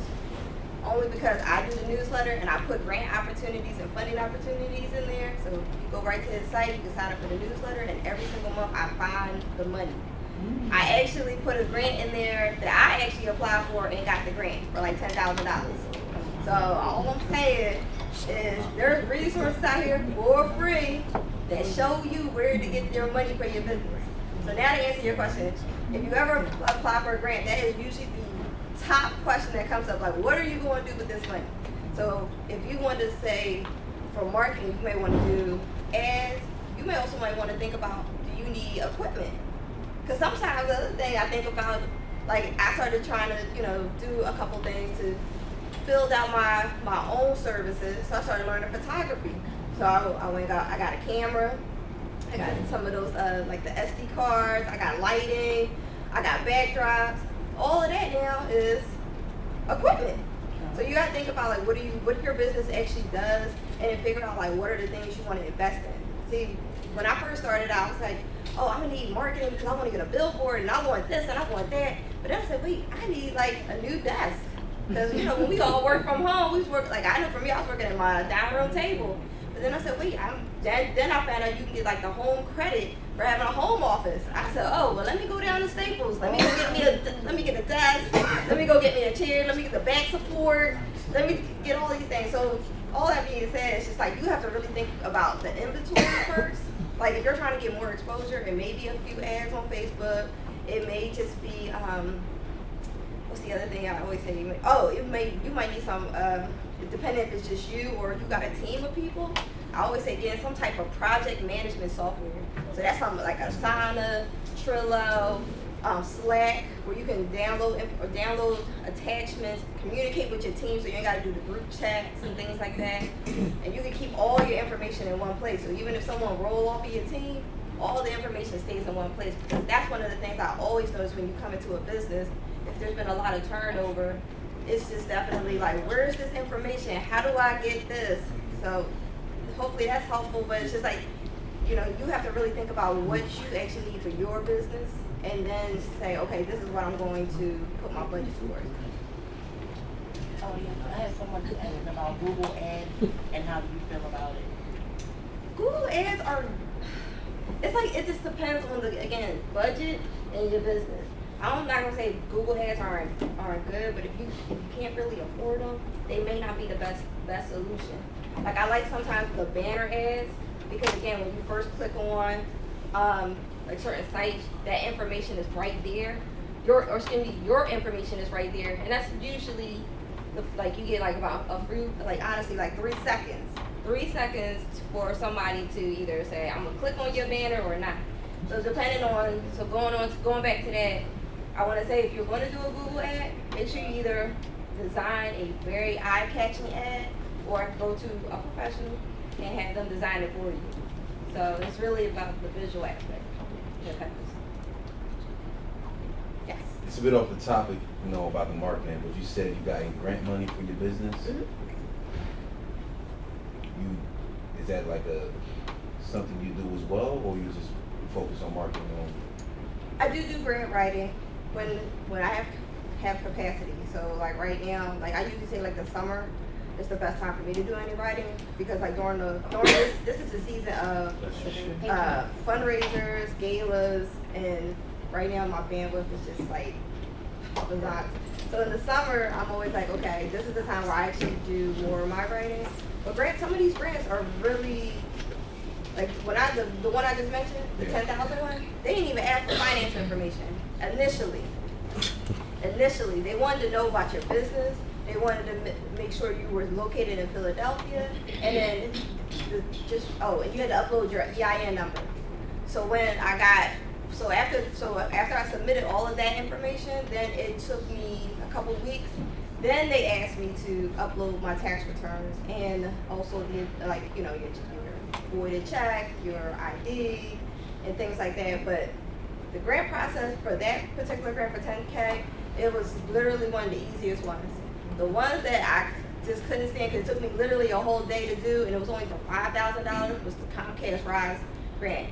Now, I ain't knocking it. It's definitely great, but it definitely takes a lot of time because they ask for so much information. But you would definitely want someone who knows how to write very well to even complete that long grant. So I would need to find a grant writer.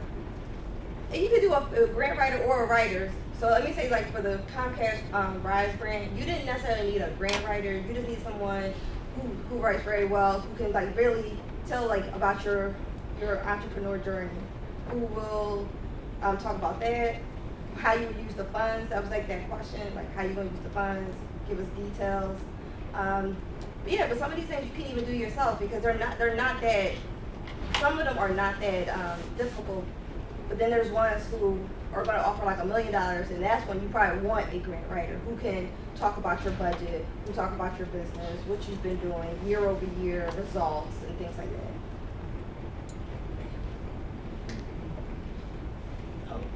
All right. You ever heard about like that cereal box thing, like where they have like red cereal boxes catches people's eyes, like that, and stuff like that? Regarding logos and branding and stuff like that, do you recommend that people find like a special graphic arts designer, or should somebody try to really or depends on what stage? Ooh, good question.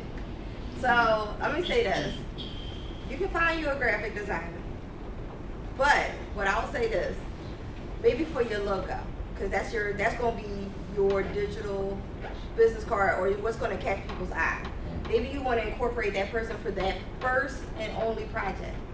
Now hear me out. I will say this, I use Canva. You can make some amazing things in Canva. Can you spell it out for me? Canva is C-A-N-V-A. And honestly, pay the money and get the pro plan. It's only $40. We spend more than $40. I got you. We spend more than $40 Real quick, on food and drink. a month or A month. Oh. But they do have a free plan. But I like the pro plan because you get more functionality to like erase backgrounds and things like the things you see on most of these flyers that you see on Instagram and Facebook. They are done. Most of them are probably done in Canva. So you can go in and do it yourself, especially if you're a photographer. You can put all your photos, everything. Like I'm also a part of the membership for another organization, and all of the cards, the digital cards that I made, all in Canva. So we save thousands upon dollars instead of like going through an app to create these cards. Like I just do it right in house. Chantel Marie. I'm a prophetess. I specialize in vegan cosmetics. So all of my products are plant-based. I'm gonna show you guys a little bit of what I have. This is my lip gloss line. This is my lip gloss line right here. I specialize in all plant-based. Will has one. I specialize in all plant-based cosmetics. Why not be healthy and beautiful at the same time? You can find me on Etsy at venomlipcollection.etsy.com. If you guys want anything, I specialize in all vegan cosmetics. Thank you. Double LZ. You feel me? Now feel me. Of course, it is always about the poetry, but we also have a garden. We found a lot, and we made it a lot more. Inside of that garden, we also have a business incubator. So anybody that vend, you can come and vend on that land. If you do not have your business set up yet, and you can't go vend because you need permits and things like that, you can do it on our land, and then we'll also show you the proper ways and the proper same type people that was here today to point you in the right direction to get everything that you need done the right way. Right now, we have a Free to Land May 1st. It's going to be Free to Land March in North Philadelphia, right by one of our gardens. We have two, one in West Philly on 49th and Girard, and then the other one 22nd and Jefferson. So on here it says Philly Peace Park is an open, charitable, intergenerational neighborhood managed ecology campus championing food, education, and community. Our program is peace flowing for every nature. So we also have when it comes to businesses, people have therapists, they have therapy things, so there's a lot of health and wellness as well, right? Health and wellness is all about it. So when it comes to bring your soul to the soil, that's what it's all about. You might not you might not have a green thumb, all your plants might have died or whatever. Come and we will show you and help you with that, and also with whatever else you have going on. You can help us with that. You feel me? So I got time. Shout out to you. I like that song from the last time. You feel me? So definitely, that's all I wanted to say. Follow us on Instagram and on everywhere at North Philly Peace Park. We have it on northphillypeacepark.org as well. So you know what I mean. Good afternoon, everybody. Can y'all hear me in the back? Yes. Good. Good. My name is Maurice Bueno. My pen name is Mo Cyrus, like Osiris from ancient Egyptian, culture. But my name is Maurice, so Mo. Y'all get it, right? Mm-hmm. Okay. So this is my fourth book, actually. I published this book in the fall of 2023, October. It's called The Spirit of Willie Lynch. Anybody know who Willie Lynch was? Who was Willie Lynch? I'm a teacher by trade, so I'm going to ask questions. So. He created a system to control slaves for hundreds and hundreds of years, to the point that everything that he taught back then is still being used today, and how to control the slaves. You know what? You got it. I mean, I don't know what to say now. You stole the show, but you're correct. He created a framework of what slavery should be. As far as don't kill your slaves, but beat them down emotionally, socially, physically, but break them down to the point where they'll be submissive to you forever. So I'm a poet as well. So this book is based on poems. It's based on poems that's from the Willie Lynch letter that I created and I wrote. So the book is $30. I take cash, I take Venmo, I take all the different type of platforms that you could use to pay for the book. But please check it out. It's a really good read. I'm not just saying it because I wrote it, but I am saying it because I wrote it. But also, please support if you can. And please visit my website.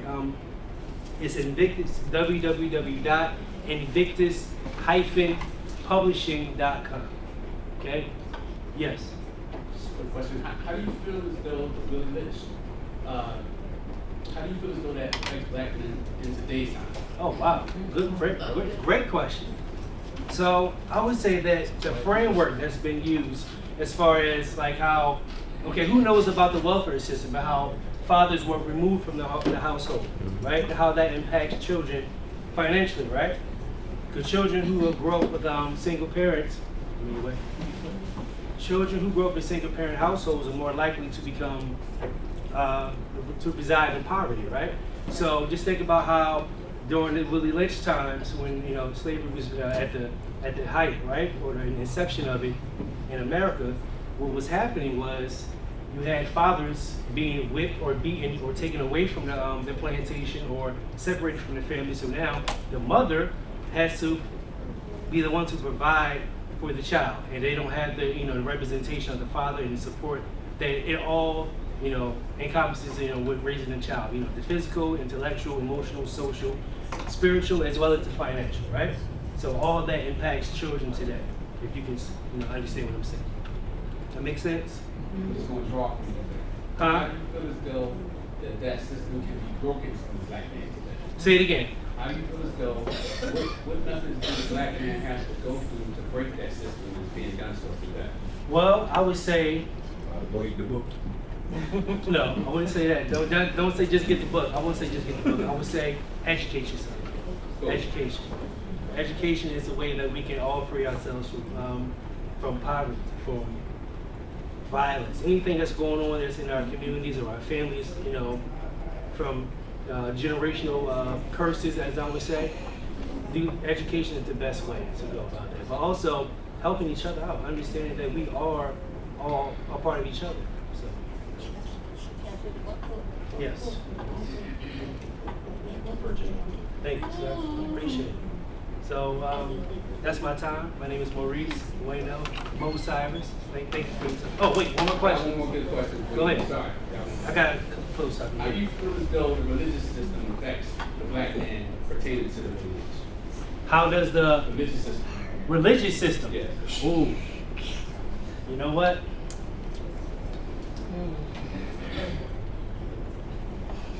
Okay, so religion.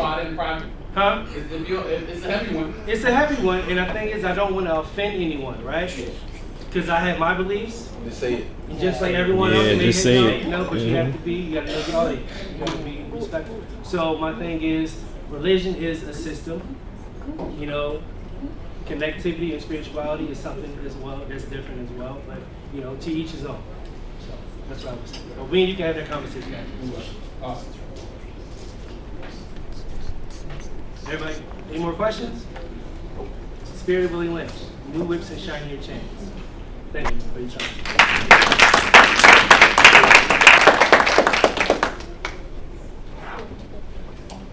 Thank you, Louis. I'm loving the event. How many people are liking the event today? All right, I have some. My name is Ruth Marquise. You can find me on Instagram, Ruth Marquise Group, Marquis. It's French, but I say the S, oh well. Basically, I'm a realtor who helps her clients fix their credit in order to qualify. Does anybody still have a dream to own a home? Or is everybody a homeowner already?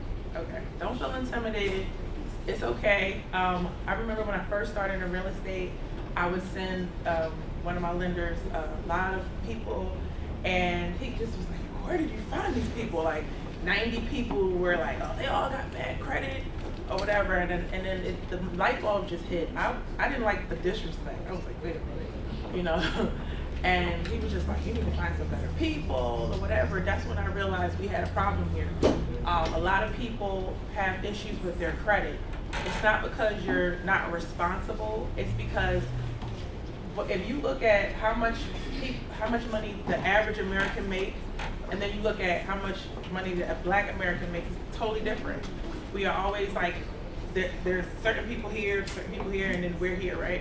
So it's because we're not earning the income. We may be still, we're going to college, we're doing much better than we were before. But everybody is not like you see Instagram. You feel like everybody's rich on Instagram, but the reality is when they come to me, I can see how much you really make, and you know, people gotta work together. That's why I started a real estate show. So I always try to go back to the problem, like where is the problem? So I have to help people fix their credit in order to qualify for a home. So you don't have to be embarrassed and say, oh my gosh, my credit's not together, I can't. And a lot of people let that hold them back from buying a home. But if you had somebody that could walk you through and say, you know what, you do this, you do that, like you had the speakers today, I was the one doing that on the phone, doing the free consultations. And you still can do that if you go to Ruth Marquise Group. You can find me on Instagram, and you just click the link and you can book a consultation and I'll help you through. Some of the biggest things that we do, I'm gonna talk about building credit today and real estate, but some of the things that we do that we need to, I just want to get this out there. Please stop ordering DoorDash. If you know you are trying to buy a house, stop going out to eat, you know, all the time. Like, stop living that life. You gotta check out sometimes and say, you know what? Let me just cook at home. Let me try to make things like, for me, even though I cook at home, I'll try to do the fancy meal, add all these ingredients, and it start to be more expensive than eating out. Like, I'll have gourmet meals and everything. I'm sorry, I gotta switch that up too. Because when you have a family, you cannot just order every day. That's one of our biggest issues. If you have children, you're spending $40 a meal, they gotta eat 3 times a day. You see where the money can go. You can spend a lot of money. And I know that we have it, we should be able to spend it, we wanna reward ourselves, but that money can be going to all kinds of programs. Where are the schools that we're building? Where are the hospitals that we're building? Where are the banks that we have? We have a lot of work to do as a community, but we're spending it on ourselves, but we're not looking out for the community, you know what I mean? So if you're thinking long term, if you're thinking 20 years from now, like, you have to rewind it back and say, what can I do today to make an effort to build a legacy for my children? And what am I modeling to my children? A lot of times people are buying homes. Anybody hear that the women are buying more homes than the men? Yes.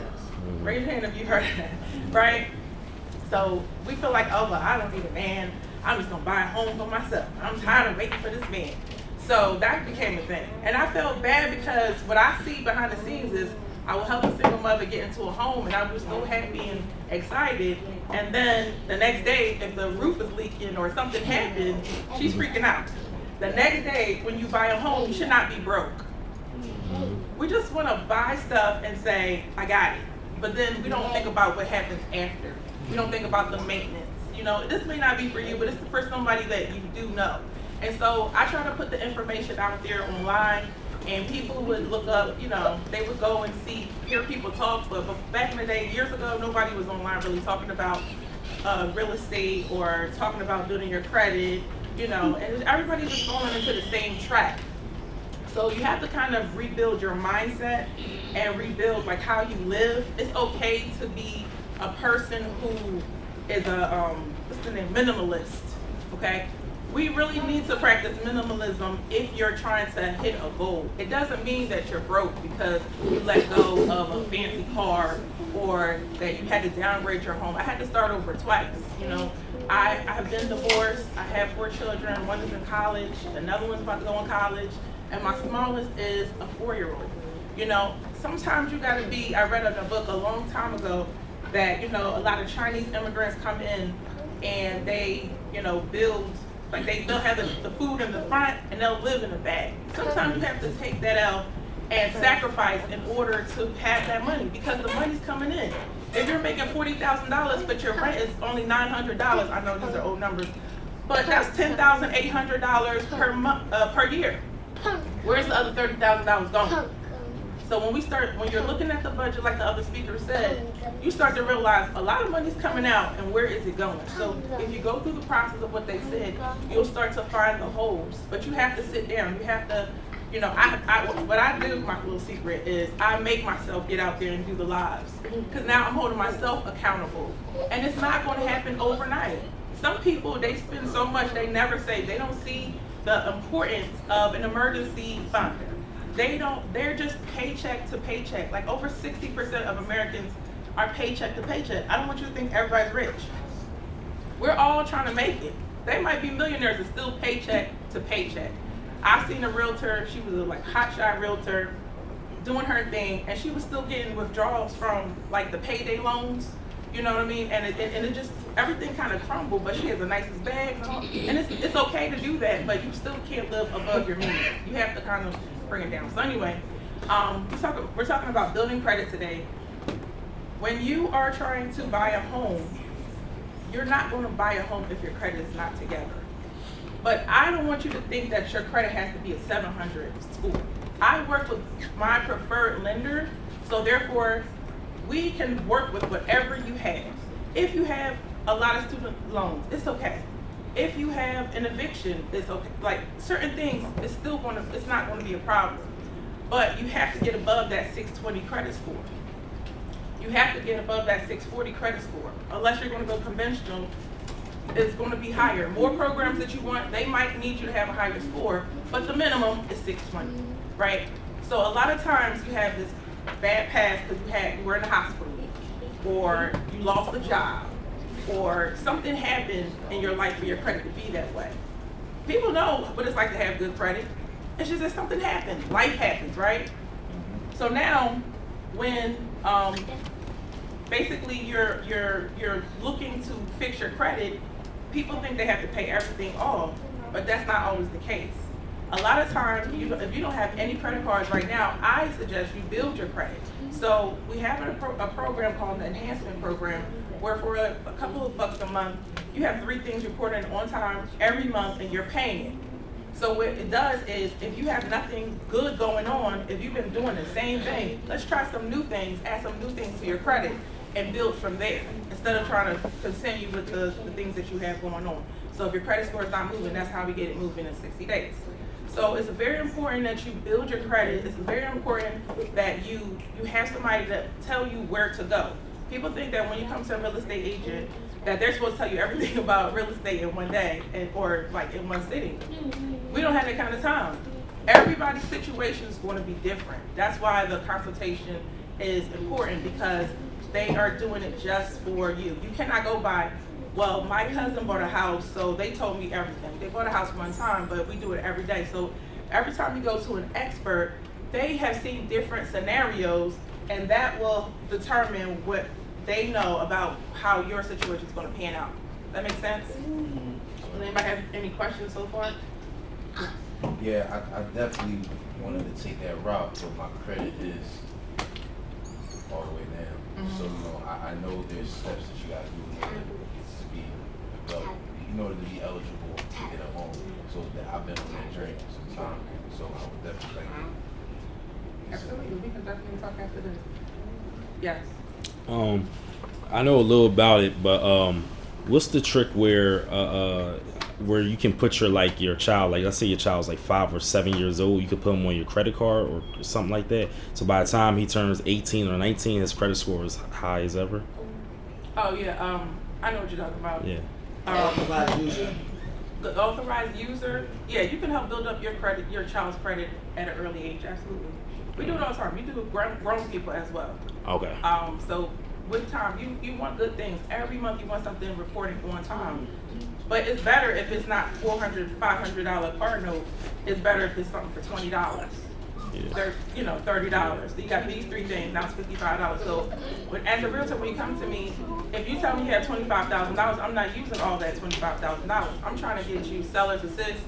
That's $10,000. I'm trying to get you into the grant, another $10,000. So sometimes you can end up, nobody want to buy the house at that price. You can probably buy a house for nothing, right? But you got to put some like a deposit down and all of that. After that, some people, I got real close to getting somebody a home for like $1,500. You know what I mean? Shoot. But I would never suggest you to bring just $1,500, because what if the house you want, you have to put all the money down? What if we can't get seller's assist? So I tell people to have a minimum of $10,000, so that way we can start the process. You can get that from your retirement account. You can save it. You can budget.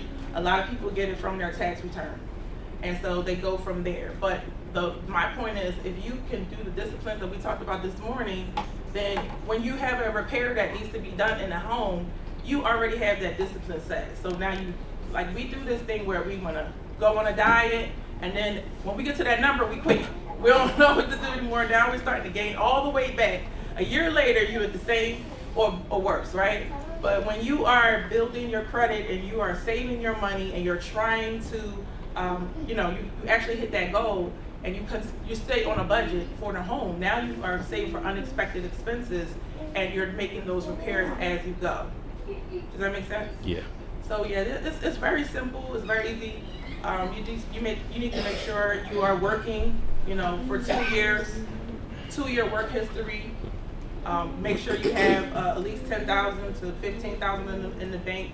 But if you want to buy a home now, if you want to buy in the suburbs, then that's another thing. You might have to have like $25,000 or less. Like the minimum, like I probably did like $16,000, but she had to have seller's assist because those taxes start adding up when you go there. So, and then like the bank's going to use the debt that you have. They're going to go by that, and that's pretty much the 4 things that you need when you are buying a house. Okay. Does anybody have any other questions? Can you mention the 4 things again? Oh, they're going to go by your debt, right? So that's a given. They're just going to work around it, my lender, and your credit has to be a 620 credit score,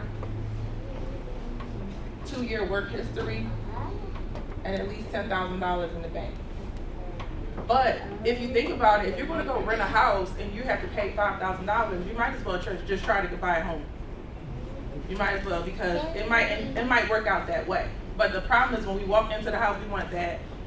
Do you want a fixer-upper, or you want something that's already ready to move in? We want the fancy house. We're doing it all over again. We're not moving into the area where it's going to develop later on. We want the fancy house right now so we can post it today. But if we found a house, like one time I got into an argument. It wasn't an argument, but he started yelling at me because of a $500 repair that the seller didn't do. But I knew they were going to get $90,000 of equity if we just got to the table.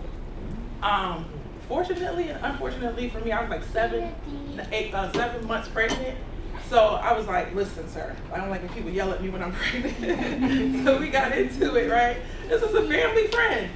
And he's like, oh my gosh, this is $500. They didn't do this. We're not closing this and that. Then we get to the table.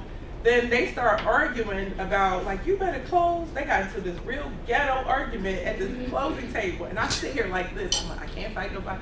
I'm pregnant. I didn't listen. This was years ago, so I was like, I got to bring this check to these babies. Just don't say nothing, right? I let it all clear out. I said, you still want to buy a house? They said, yeah. Here comes the notary talking about, oh, I just feel like they're in duress. They're in duress, and I don't want them to buy this house right now. She has a closing coming in, and we holding her up. I said, you never saw me say you have to buy this house. I asked them, and you saw them, say that they still want to buy it, and they did. We closed, everything was good. So it's going to take some hand holding. It gets very, very emotional. Did anybody hear about they cutting realtors' commissions? I heard. So now nobody's going to have a buyer's agent. I think that hurts black people because when you go in, there was a little thing that I posted. And they were like, oh yeah. He was like, everything. They were looking at this big house. They had a pool. It was real nice. This is a movie back in the day. And they're like, that's coming with us. That's coming with us. So when they bought the house, they came in, everything was gone. They ripped the cabinets out. There was no pool. There was holes in the wall. And they're like, what? What's going on? Like, the seller had the advantage. They're going to do what's in their best interest. They're not going to do what's best for you. So then they had this 91 checkpoint list of what a realtor does. Like, we don't advertise. We do this, we do that, we do that. There's sometimes, like, when I was sitting right here, I had a client text me, like, what's going on? Like, things are going on in the background that she doesn't know that we're still working on to make sure it gets done. But if you needed help to get to this point, how are you going to know exactly what to do in a transaction? People are going to start going to the seller's agent, and they're going to take complete advantage. And you think that the commission is going to be a lot of money? It's going to be worse when you find out. I had to walk away from so many people that are trying to hide mold in the basement and want me to sell it and act like nothing happened. You know what I mean? Like, it's going to be a huge expense later, but you have somebody fighting for you. So would you go, if your life is on the line, would you go to the prosecuting attorney and say, you know what, you can represent me too. I know you'll do the best thing for me.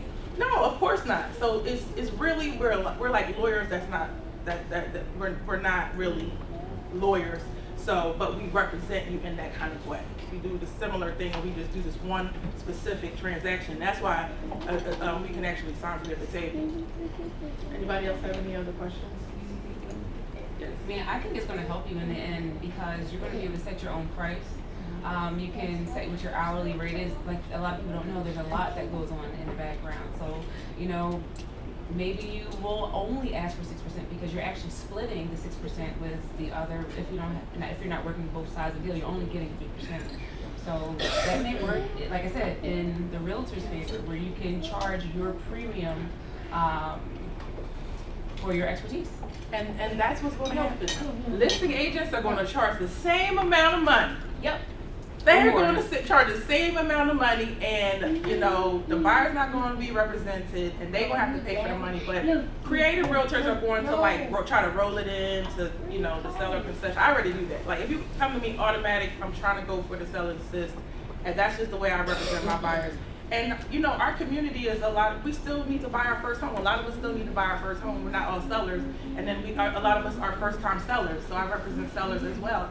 So this is always our first time, and people feel like they have to be experts at it, and you don't. You have that person to help you, and it's a beautiful thing to have a realtor that you can trust that matches your personality. One person might not work for you, but another person will. But I hope I'm your favorite. And I represent a fantastic company called Primerica Financial Services. We are the largest independent financial services marketing organization in North America. We specialize in educating people on how money works so that they can take control of their finances. And that's something that we all can agree is definitely lacking in the African American community, am I correct? Yes. When it comes to financial planning, we've heard it all day. Creating generational wealth, what it takes to build a strong financial house. So myself and my coach and mentor, Ms. Rashida Bacher, are just going to be in front of you for a very few minutes just to talk about some of the challenges that we have and why we struggle to advance when it comes to building a strong financial house. And a lot of it is due to lack of knowledge. So I'm also going to be walking around. I'm going to kind of let Rashida get started. I'm going to walk around and pass out some brochures. In the event that you would like to schedule some one-on-one time where you can actually sit down and learn how to implement these things and put them into place. Rachel did a fantastic job, and definitely with budgeting, but we really need to know what to do with the money and how to put those things in place. I am going to be walking around, and you can let me know if you would like to be contacted. We do in-person as well as Zoom consultations so that you can get on track. So I'll let Rashida take it away.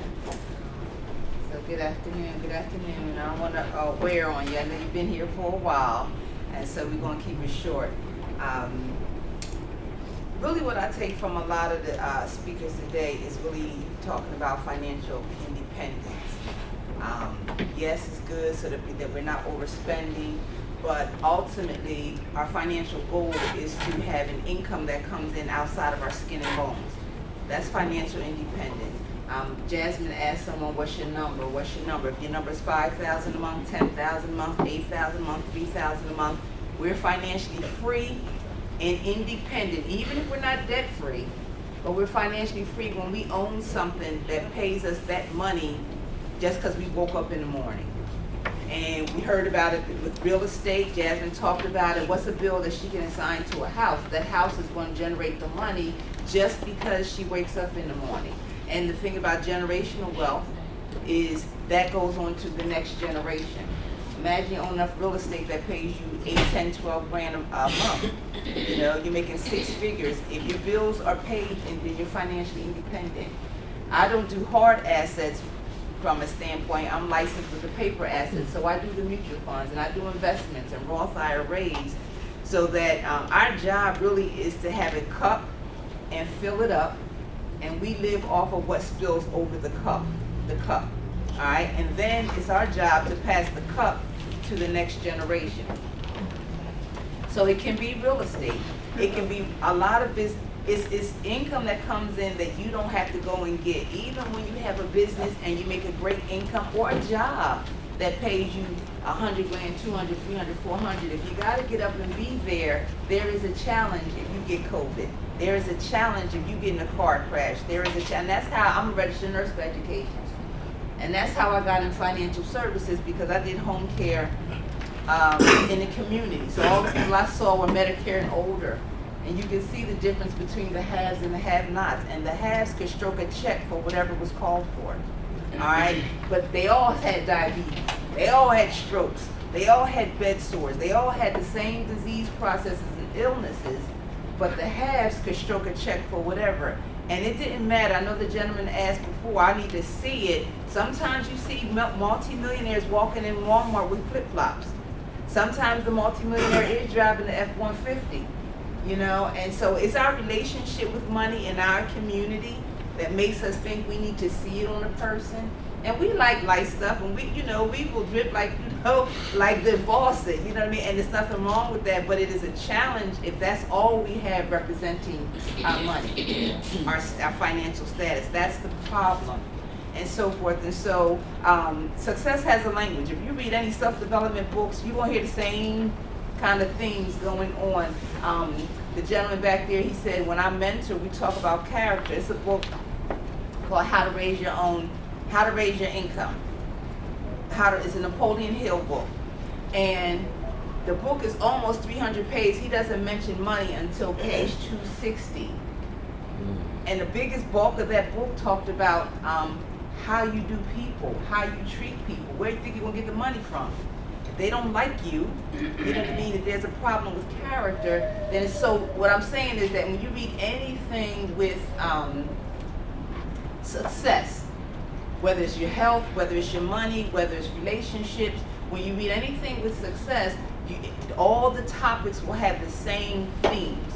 And so we were talking earlier about financial success, and some of the same things, this is on my iPad, but just so you can see it, is that it talks about the things addressing budget is in here.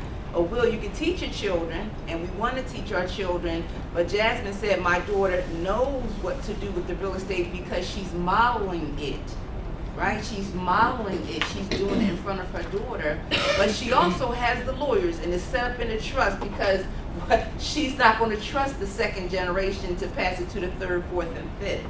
In some of our counterpart communities, they're playing for the sixth generation. They've already got generations 1 through 5 covered, but they're playing for the 6 generations. And so what we do with our company is we sit down and we do one-on-one. It's definitely, as it was mentioned earlier, it's led by what you want. When do you want to retire? When do you want to not have to get up and go exchange time for money? I was a nurse, like I mentioned, and I was a per diem nurse. I made 6 figures, but I had a broken foot, 6 months pregnant. And I didn't get paid. I got paid more than the staff, but there was no benefits to it.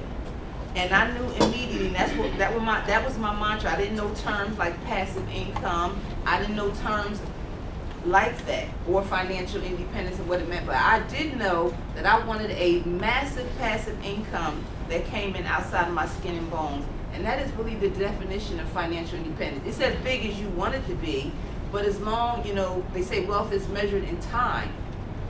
Like if you, yesterday was the last day you worked, how long would you last?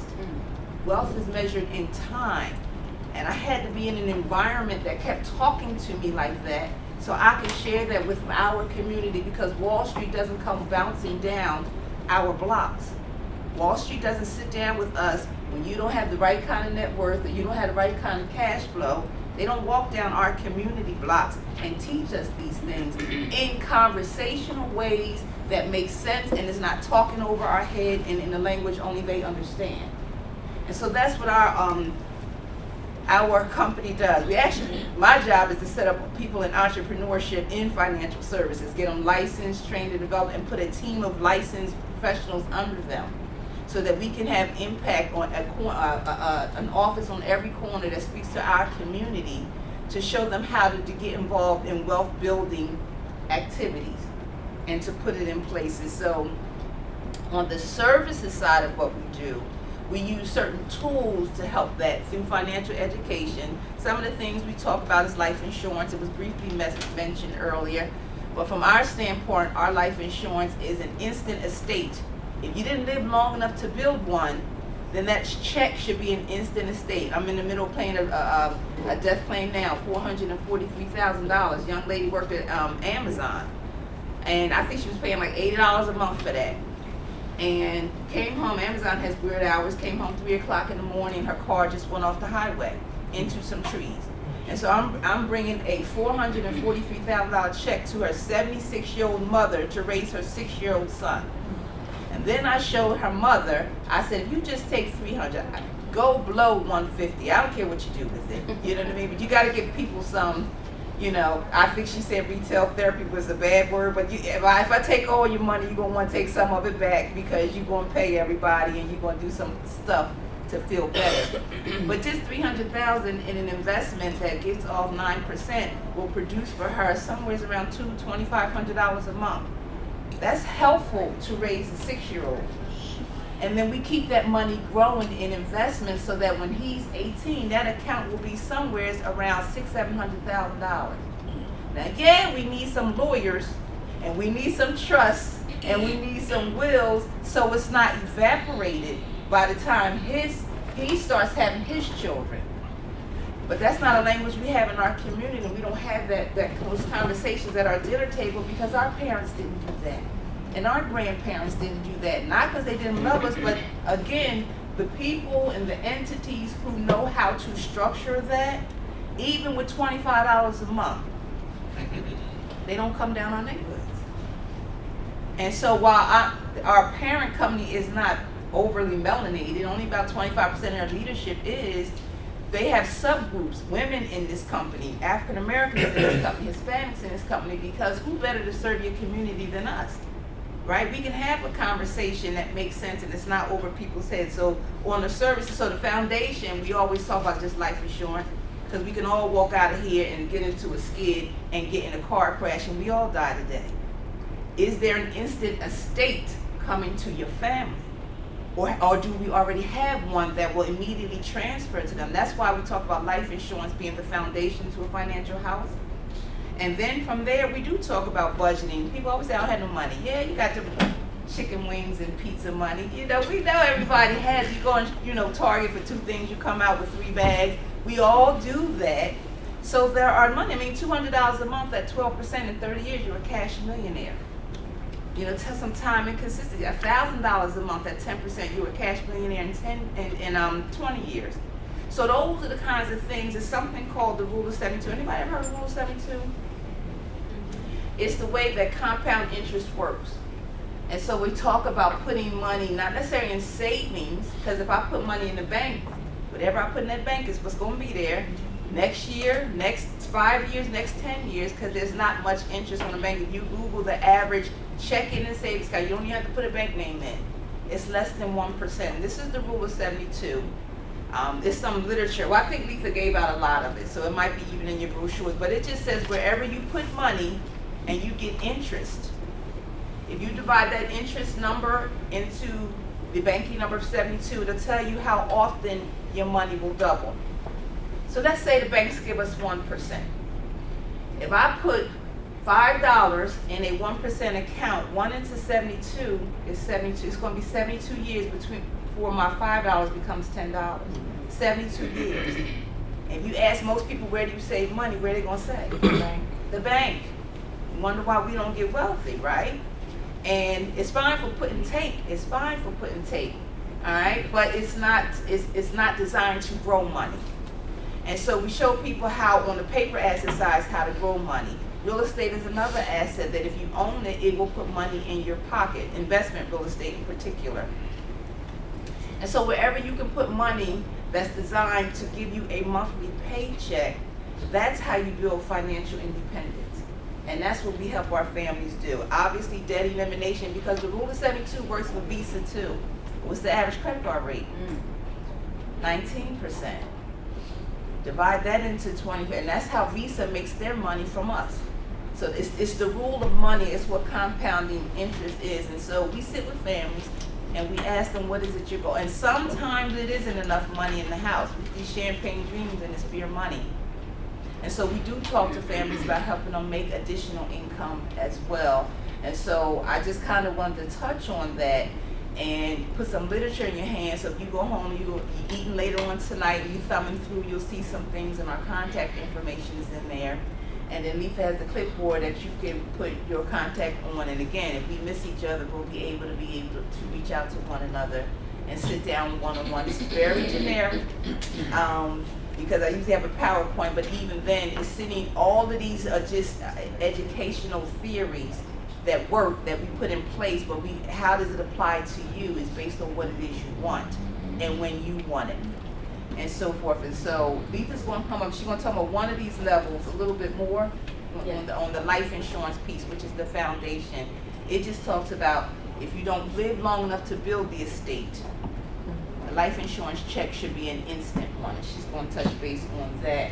And I'll take the big one. Okay, it's right there. So I'm going to be extremely brief because I think she talked about what it looks like to build a strong financial house. Life insurance, as Rashida said, is the foundation to building a strong financial house.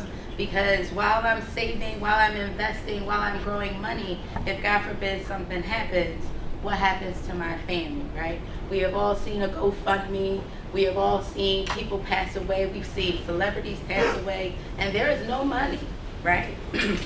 I can name various rappers that have passed away, and there was no money, right? So almost half of the people in the United States don't have life insurance coverage. A large percentage of that 48% is us, right? So we have these myths, nothing's gonna happen to me, I'm young, I'm this, I'm that, but we see even things are happening to children, right? Life insurance is the most unsexy, last thing that people wanna talk about, am I right? Don't nobody wanna talk about life insurance until someone dies, right? And then it's the first thing that they say. Did they have life insurance?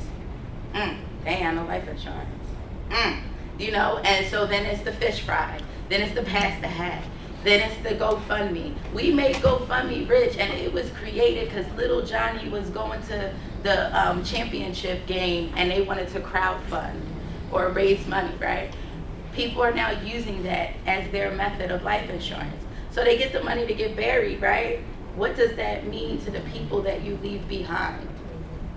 This is a young man right here. There's little kids in here, right? So if we get somebody in the ground, what happens to the paycheck that was coming in every single month to take care of those children, right? So you think about just burial, but there's a gap that is left when a breadwinner passes away. Am I right?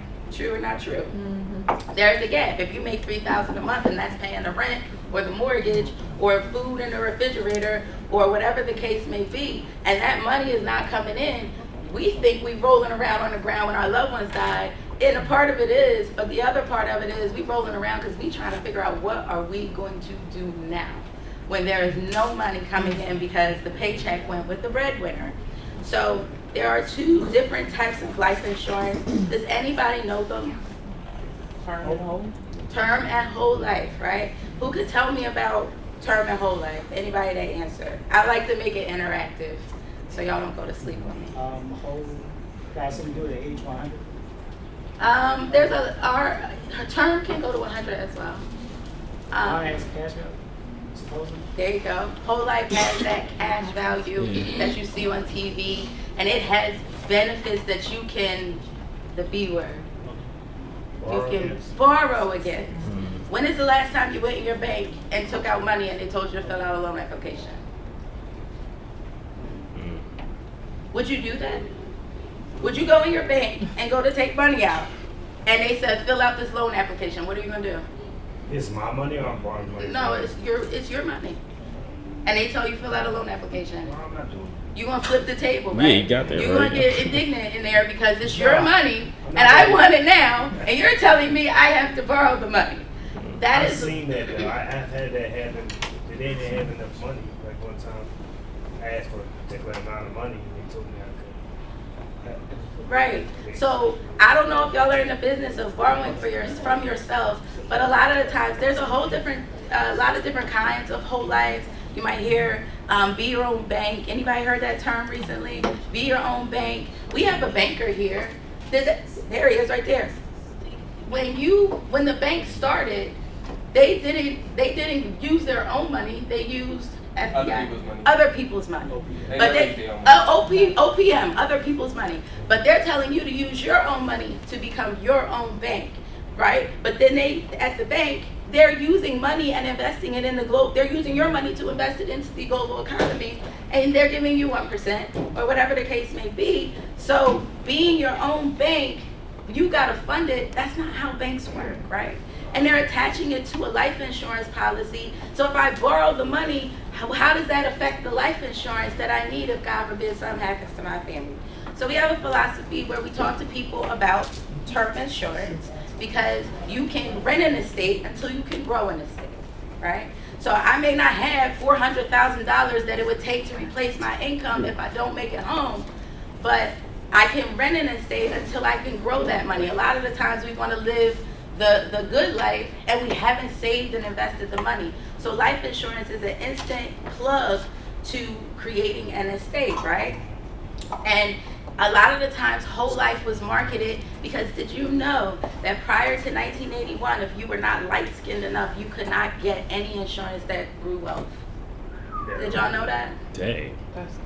It's the paper bag test. Anybody ever heard of the paper bag test? You said 1908 or 1981? Prior to 1981. If you were not light-skinned enough, right? All my light skins, you know what I'm saying? Y'all could get the kind that grows wealth. But little Miss Me that couldn't pass the color of matching a paper bag, we weren't allowed to grow wealth. They didn't want to pay to bury us, so they gave us whole life.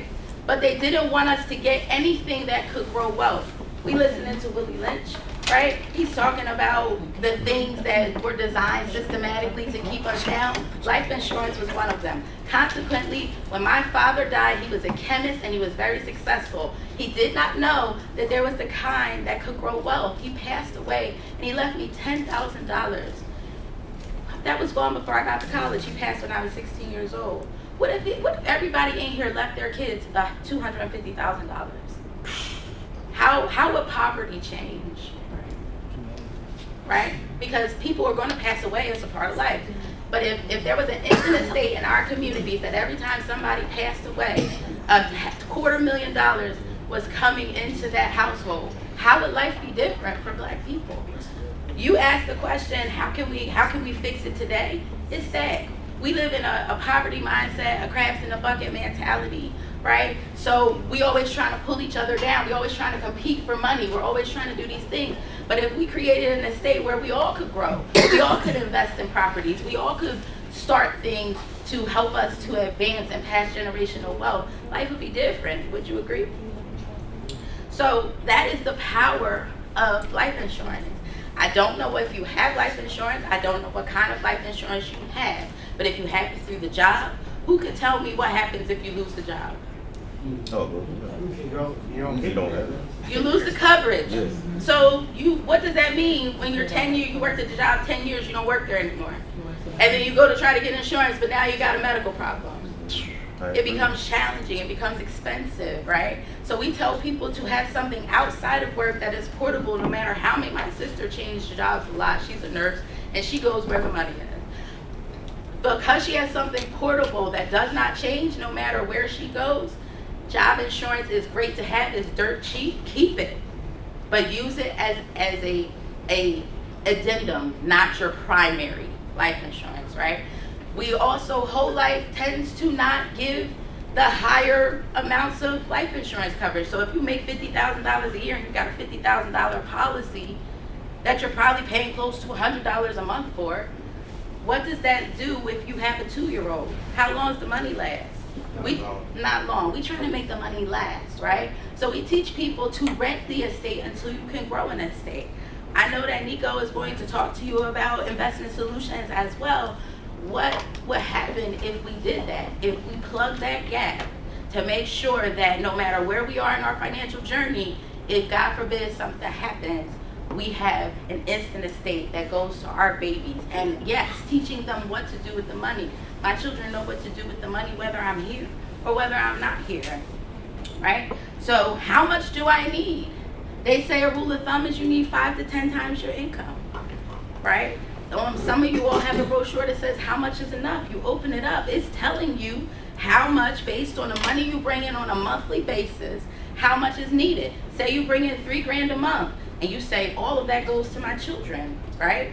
All of that $3,000 goes to rent or mortgage, keeping food in the refrigerator, Little League, PS5s, all the things that we do for our children. Times it by 12 months and times it by the youngest child you have. If it's a 2-year-old, do we want the money to come in until that 2-year-old is 18 or 21? And then you do the number of years. So if he's 2 and we needed to come in for 19 years, that $3,000 times 12 months times 19 years. And a little other secret is whatever that number is, you need to have that saved for retirement. Because I'm sure you want to live more than 19 years outside of retirement. So it gives you a guide for that too. So I just wanted to talk about the theory of decreasing responsibility. They tell you to pay on something your whole life, right? But if you have young children, a house or mortgage, you need that money up front. But if you are living past retirement, you need spending money. Your children are grown, your house is paid off, your debt is low, retirement money is needed. So we teach people to buy term insurance and invest the rest of your money so that you can grow and build your financial house for college for your children, retirement, other goals and dreams. So in the event that you would like to sit down and say, I don't even know what I have. I know I got it at the job. I think my parents got a policy on me, which that's another thing. If you have your parents having a policy on you, 9 times out of 10 it's just to get you buried. It's not going to leave a legacy for your children. So whatever it is that you have, sit down with someone and get a second opinion. Do I have enough? Is this going to make sure that my family is taken care of? I know you love your families, right? So that's my time. But you have information for Rashida. We work together, so you can reach out to her. If you would like to find me, I am on social media. I am also a podcast host on Facebook called Your Money Matters Financial Empowerment Show, where we discuss all things money to provide free resources for our community. Check me out, join my Facebook group. You can find me on there, Your Money Matters Financial Empowerment Show. You can find me as Lisa Thornton on Facebook. And Instagram is Lisa without the L. But let's have a Zoom consultation, or we can meet face to face just to make sure that you're properly planning. Because I love to say this, failing to plan is planning to fail, right? So that's what we wanted to discuss with you. I know y'all are tapped out, but we did want to share some valuable information with you, and I thank you for your time. Hi everybody, Philip over there. Outstanding. Y'all like the stretching? Feel good? Money mantras? Okay. Alright, good afternoon. My name is Nico, the investor. I'm in finance just like most people here, not just budgeting. I'm a universal banker at Fulton Bank. How many people here have heard of a country cooking Saudi? Anybody? And the Hood Flea Market. Hood Flea Market. Everybody heard of that? Yes. So Fulton, just to let y'all know that we got her financing for her restaurant and for the Hood Flea Market. We own the financing for that. If you ever heard of Jim's West Steak, we own them as well. Kiki Boom's restaurant, so we have just some big names to throw out there. We work with all types of individuals, small businesses from top bottom businesses as well. One of the most important things about finances I want to say is there's 4 things I want y'all to leave here with, just to stop me from everything from finance. So we have discipline, guilt, confidence, and perspective. The most important one is perspective. So what was the word phrase that we had earlier that we used, like retail therapy? Retail therapy, just in this space that we've done so far, has been used twice. Once in a positive light and once in a negative light. The one thing that I want you to take away is the greatest thing about finance is perspective gives you options to just make money and grow money in ways you've never seen. Some people only see things as cons, and some people only see things as pros. You gotta take perspective and look at it as a con and a pro. In certain conversations, retail therapy, that was maybe not what you want to do if you're trying to, you know, buy a house and things of that nature. But in another sense, like I said, like the life insurance, Primerica, retail therapy might be something, you know, help you out with your budgeting or help you out with your lifestyle and everything. So have a different perspective. Everybody has a different perspective on finance. So I'm not right. I'm not right. The budgetist is not right. We all have different perspectives on things, right? So flashiness. I look like a flashy guy. Trust me, I'm cheap. Most of the richest people I know, like, I got 5 millionaires in my phone already. I am cheap. Alrighty, I don't need to go. I look nice, but listen, budget for sure. Make sure that you stay on task and make sure, like I said, plan it ahead as much as you can possibly can. We all talk about generational wealth, but it takes a risk taker.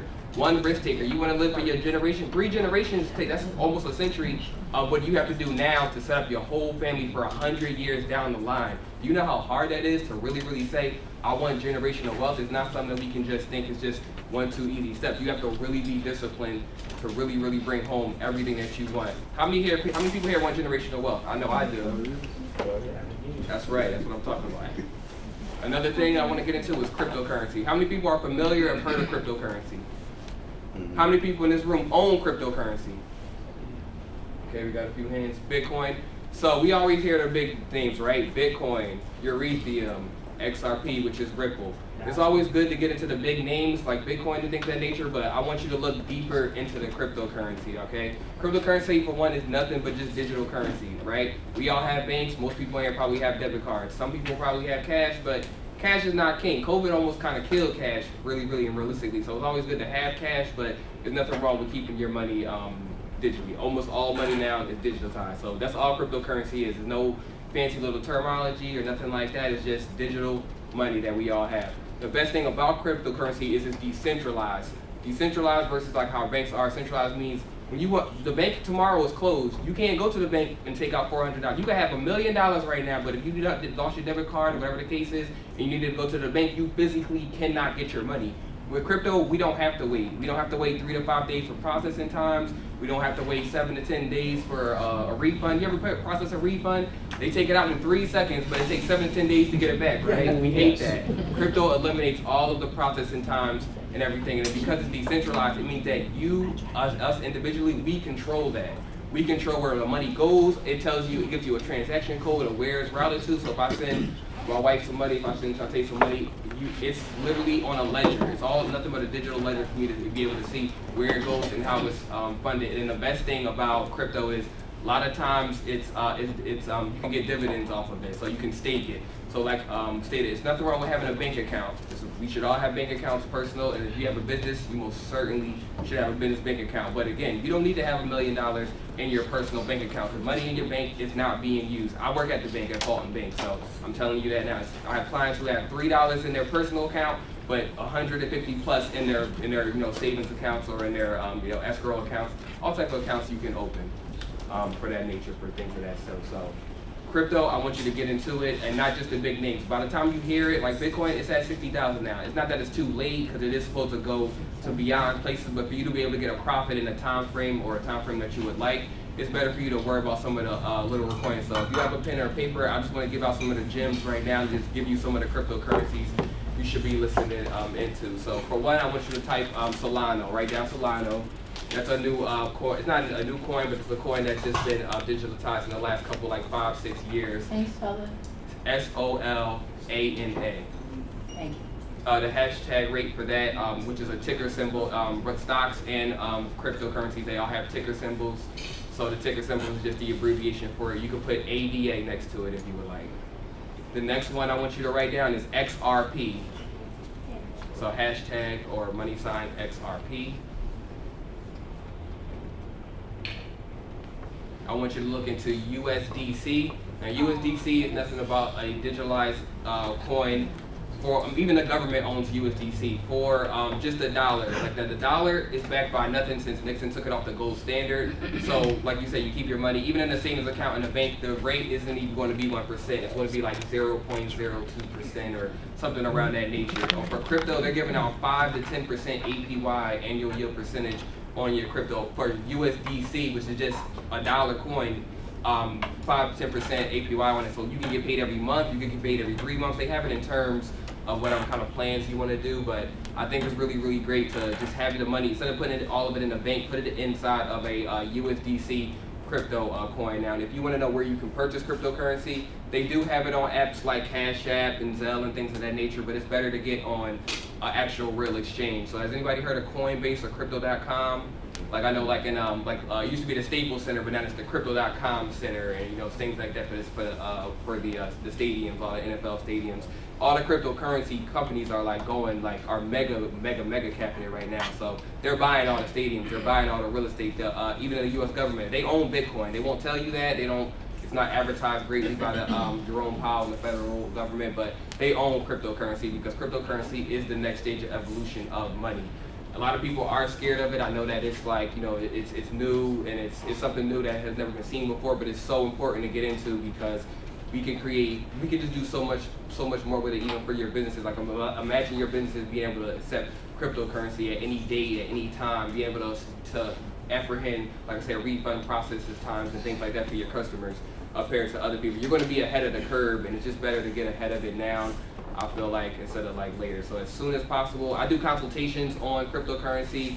You can find me at NicoTheInvestor.com on pretty much anything: Facebook, Instagram, email. Everything is at Nico, N-I-C-O, TheInvestor.com. I do one-on-one consultations. I do group consultations, virtual consultations. Any way you need to get the help, I'm here for my clients and my customers. Go ahead. Somebody else. I'm sorry. Go ahead. I want to thank you for being here. I'm going to crypto today. Just on the information. My man, look at that. Motivation today. I have a question pertaining to crypto. How does that play a factor? Like, would be the factor it plays versus having money in your bank account versus having crypto? The biggest factor is the percentage of the APY that you can get on it. If you can get money for just holding money. Dividends is nothing but you getting money from holding something. So stocks, you can get stock dividends. Not all stocks give dividends, but certain stocks. So if you own 4 stocks in McDonald's, you're going to get paid not only from the individual growth from and the compound interest from McDonald's, but you'll get paid a dividend just for actually holding the stock, which is the same way how crypto works. You can hold, not only will it pay you out, but there's certain coins and certain projects where they'll pay you for newer crypto. Or if you hold our crypto, they'll give you a certain amount of Bitcoin in return. And it's so many rewards and so many interests to take care of on that plane. So to answer your question? Yeah. I know it's new. Yeah. Like you said, get in it today. We'll do a consultation on it for sure, but I'm gonna show you how you can get your interest on it. That's the most important thing about it. Make sure you not only holding it, but almost all the coins you can get interest on it. It's very, very important. Like 5 to 10% is unheard of. Banks do not do that. Like I said, 0 to 1%, maybe. Even on money market accounts and things of that nature. Like you come in the bank and you want a money market account, $10 million is 1%. Like you get 1% on $10 million, which may seem like a lot, but it's not. It should be way higher for banks. The banks been around. These institutions have been around for a while, so you should be making way more money compound interest in your banks. Can I add something? Mm-hmm. And for anybody in here wondering what stocks they should invest in, gold, silver, blue chip, Google. Blue chip is like a big one right now because it has something to do with AI, but it's been making me a couple dollars. So. I'm not going into gold and silver so much, only because we have another speaker, my man Jose in the back, who speaks a lot about gold and silver, so I don't want to take too much and shine from his light. But great advice for sure. You had a question? My question was, would you advise people to invest or to use Robinhood? That's like a way to just get familiarized with trading. Absolutely. Robinhood is definitely a great app and platform. They're growing. They're IPO, so they're officially on the New York Stock Exchange. So you can buy stock in Robinhood. You can invest with Robinhood. I most certainly trade on Robinhood. I think for most first-time users, it's really, really easy. Once you get a little bit more advanced, I would use Robinhood, but I would get another platform, maybe like a Charles Schwab or something like that, like a official account or maybe like a Merrill Lynch account. Is that like finance? Those are financial institutions. So you can go to those. You can sign up for an account. Charles Schwab account is free, and you can buy stocks through those exchanges, directly. And another question. I know, like with crypto, I know a lot of people are like betting on smaller coins. Is that like a good idea? And will those coins eventually grow? Yes, the reason why I think they're a good idea, because again, the crypto is very, very in conjunction to the stock market. The reason why I think it's good is just like how the stock market, we have IPOs, like I'm gonna use a great example. How many people have heard of Reddit? Everybody heard of Reddit? Did y'all know that Reddit IPO this week? Oh, shit. Yes, you can officially go invest in Reddit stock. They IPO this week. I forget what their, I think it's RREIDT or REIDIT. I'm not sure what their ticker symbol is, forgive me, but I do know that they IPO'd this week. So again, you can invest in the stock. And again, it's new. It just came out. It just IPO'd. I think it's around $30 or $40 per share, which right now, again, it just IPO'd. That's cheap. When Reddit goes crazy, you would wish you got in it at $30 or $40. So just like for the cryptocurrency coins, a lot of the newer coins, they're less than a cent. Some of these coins like Shiba, there's another one, another good one, Shiba, Dogecoin, people have heard of at a time. Like those little ICO coins are so small. If you got a pair of shoes in your closet that you never wore, outfit you never wore, whatever the case is, you got enough money to invest a little bit into some of the little smaller coins. So they are a little bit more riskier to get into because they may not be so rewarding. But again, what I always tell my clients is take about $100 or $200, invest in a few of them, diversify your portfolio with some of the smaller coins, and 9 times out of 10, one of them is bound to hit, especially as you go on longevity watch with time. I was gonna say, because Dogecoin went crazy over the pandemic. Sure enough, did. I had a lot of shares. Yeah, you don't have to keep the coins, like, because it's more like when stocks first IPO, you don't have to hold on to them for so long. Like Bitcoin and Ethereum, I will hold on to those for a pretty long, decent amount of time. But some of the like smaller coins, like I said, some of the ones less than a cent, you can make your profit or whatever common profit plan you want to come up with, and then once you reach whatever your goal is, or what I tell people is invest in a stock. It goes so big, like, imagine you got a Dogecoin when it was 7 or 6 cents, it's at like 30 cents right now. You put in about, however much you put into it. Take whatever you put into it out and just keep the money that you made and let it grow. That's the best thing about it. You can take your initial fund out. So if I put $100 in Bitcoin and then I'm up, $5,000, just take out your $100 back that you initially put in, and everything else is just pro plus profit. I have a question about 401ks. As you know, I'm a 9-to-5er, and I very much invest in aggressively with my 401k. I get a nice match, and I've had an opportunity where I did have a time where I lost a job, and I got a nice payout from my 401k. So can you talk about, like, because we talk about investing, like a 401k is also a stock. So can you talk about that as well? Yes, 401ks are most certainly important. Of the time of our parents' time, they had pensions. 401ks have rolled over. There is a lot of talk about 401ks being disbanded because not a lot of them are in use. A lot of most Americans, I think actually 80% of Americans don't even have a 401k, so jobs aren't going to keep offering 401ks. Yep. Won't be able to, they won't offer 401ks, and that'll be sad for our children's times and things of that nature. When they got a job, they won't have, because retirement is I'm just my personal opinion. I think retirement right now is trash. So by the time all of us get older than we are now, it'll be incredibly trash. Like we have customers who come in the bank who have SSI checks. They're barely there's a lot of people barely making it on retirement, which is why we need to invest as soon as possible. Just like with the last speaker with index funds, you can invest in index funds. Like I said, come up right now. I think it's about $300 or $400 a month for 10 years. You are guaranteed to be a millionaire. That is not a myth. There is nothing about that. If you invest in index funds in 10 years, if you do it consistently for 12 months consistently, you will be a millionaire. It's just no doubt about it. But I'm sorry, and one more thing to add on with 401ks. Even if they do demolish 401ks, Robinhood, they have a feature now that they just acquired last year where you can invest in your own Roth IRA outside of the job. So you don't have to do it with your employer if you don't want. There are plenty of institutions. There are a lot of new startup companies, tech startup companies are starting kind of like their own 401k things, and where you can kind of take control. Like I have my 401k with Robinhood. Because even though I have a job, I could do it with my job. Robinhood, they have better rates. They have better rates, and I can pick and choose what I want to invest in.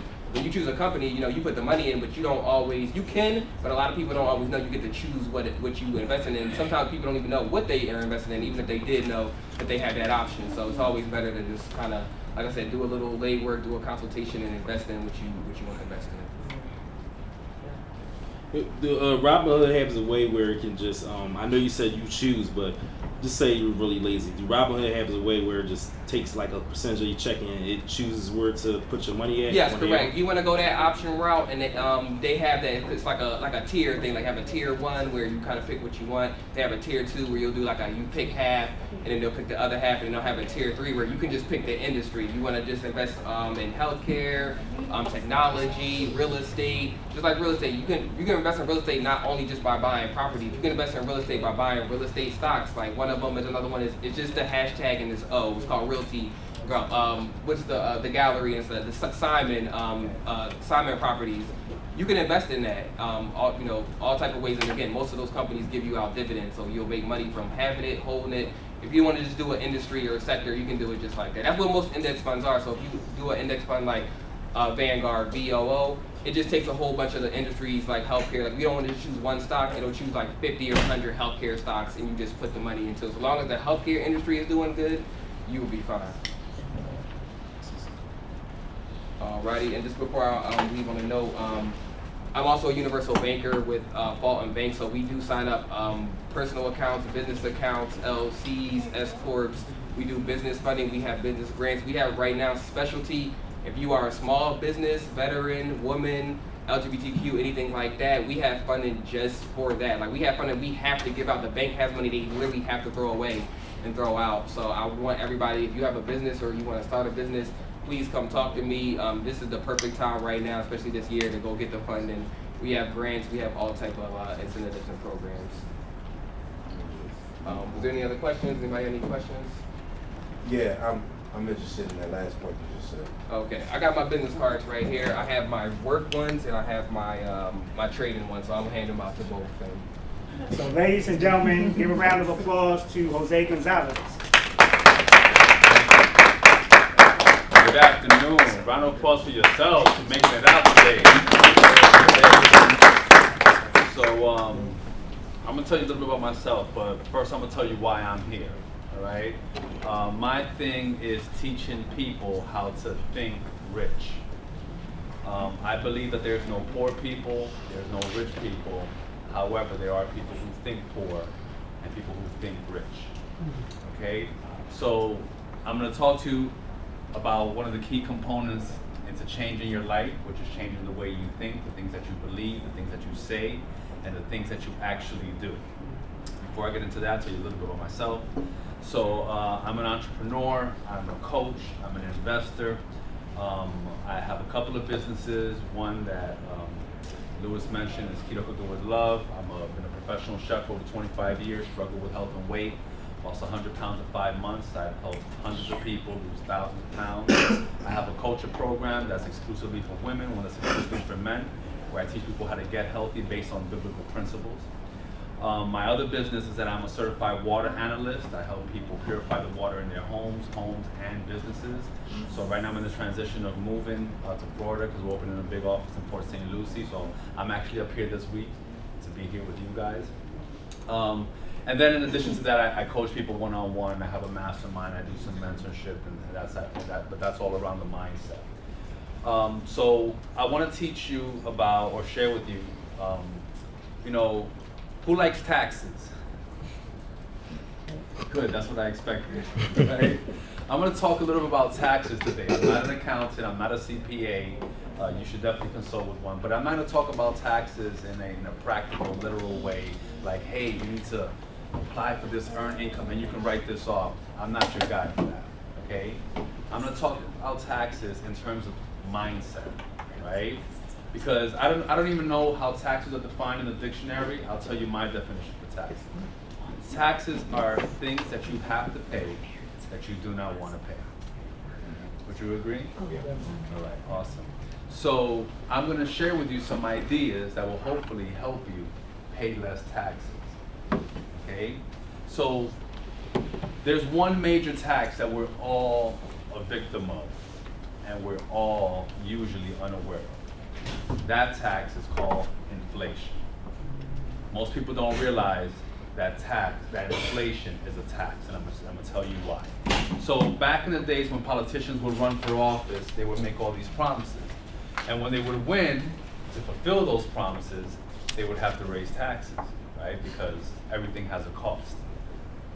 So, as Nico alluded to before, our money, our US dollar, is not actually money. Okay, it's a currency. There's a difference. Money is something that's a store of value, meaning that it does not lose its value. Money is something that's universally accepted as a medium of exchange. Okay, there's one more I'll come to in a second. But the reason that our money is not money is because money needs to be backed by something. So when you go back thousands of years ago, there was a lot of different things that people used for money. You use salt, you use spices, you use all types of stuff. Liquor, right? Sometimes we still use liquor for money. Like, yo, I got this bottle of Henny just come through, right? So money has to have value, has to have an intrinsic value, something that people are willing to part with something in exchange for that. But over the years, the main form of money that we have known has been gold and silver. Okay? In my community, we call gold God's money. All right? It's in the Bible. God put it in the Garden of Eden. There was no stores. There was nothing to buy. And he said it was good. Okay? So gold and silver have, throughout history, been money. All right? Specifically gold, because gold is, it has intrinsic value. It cannot be manipulated. It can be used in so many different ways and forms. We all know kings and queens, their riches was measured in gold and silver. And just to give you some context of how it's real money and how our money is not. So the Federal Reserve was created like 1913, something like that. That's around when they created the Federal Reserve. And back then, the US dollar was backed by physical gold, right? So you had a dollar, it was the equivalent of gold. Because the purpose of money is so that we can exchange things safely, right? Like back in the days, if I had to bring all my gold with me to buy something, it's like, nah, I don't want to do that, right? So instead, I put my gold in the bank. The bank gives me a note, says he has this amount of gold. And so I just, promise. So I come to you, and I exchange it, and now you go to your bank, and they're like, okay, cool, we're gonna pay you out on that gold. But long story short, there's been a lot that's happened in this country with gold. At one point, it was illegal for U.S. citizens to hold gold. The government confiscated it all because they said, we need this gold so we can print money. We need to back it up. After World War II, a lot of countries, kept their gold with us for safekeeping because, over there in that continent, they don't know how to act. And but over time, especially with the Vietnam War, we were spending more money than we had, they say. A lot of countries started taking back their gold because they didn't trust us. Imagine that. And so basically in 1971, Nixon took us off the gold standard. And our money became fake. It became what's called fiat currency. Meaning it's not backed by anything. It's just backed by a promise of the government, right? So just to give you some context of what that means in terms of dollars and cents, right?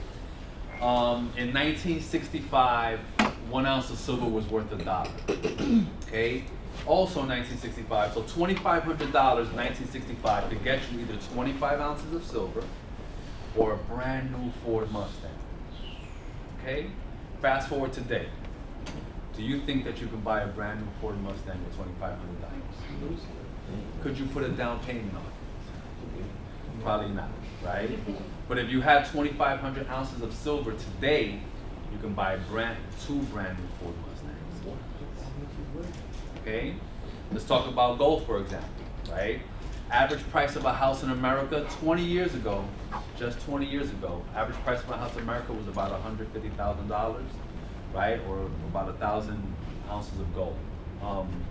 Fast forward today, average price of a house in America has almost tripled, right? We're talking about $400,000 is the average price of a house in America. But if you had the same amount of gold today, you could buy 3 houses at today's prices, okay? So why is inflation a tax? Because the government can print up money whenever it wants. During 1 month of 2020, at the height of the pandemic, the US government printed up more money in 1 month than we have in the entire history of the country.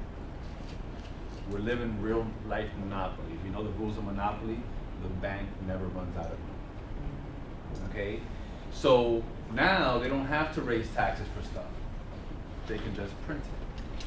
Right? So we still have taxes because taxes are an illusion to make you feel like your money is going to something, right? Is paying for something. Why? Why do we have to tax people when we can just print the money? Okay?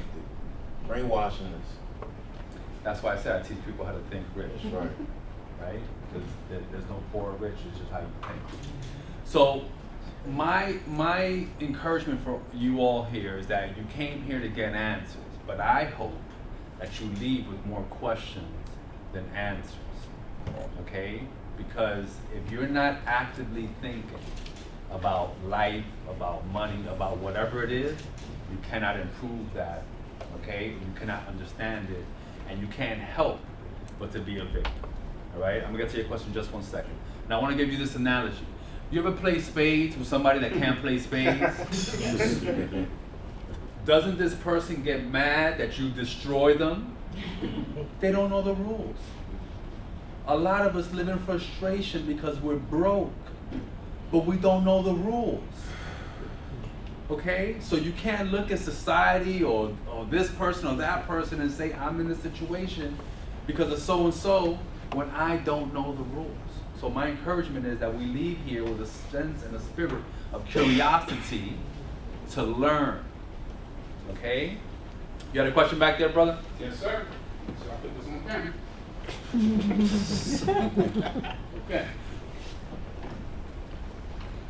How do people like you and me, if there is a way to avoid paying taxes, how do we do it? So that's a technical question. I'm gonna answer it like this. Taxes were created for employees.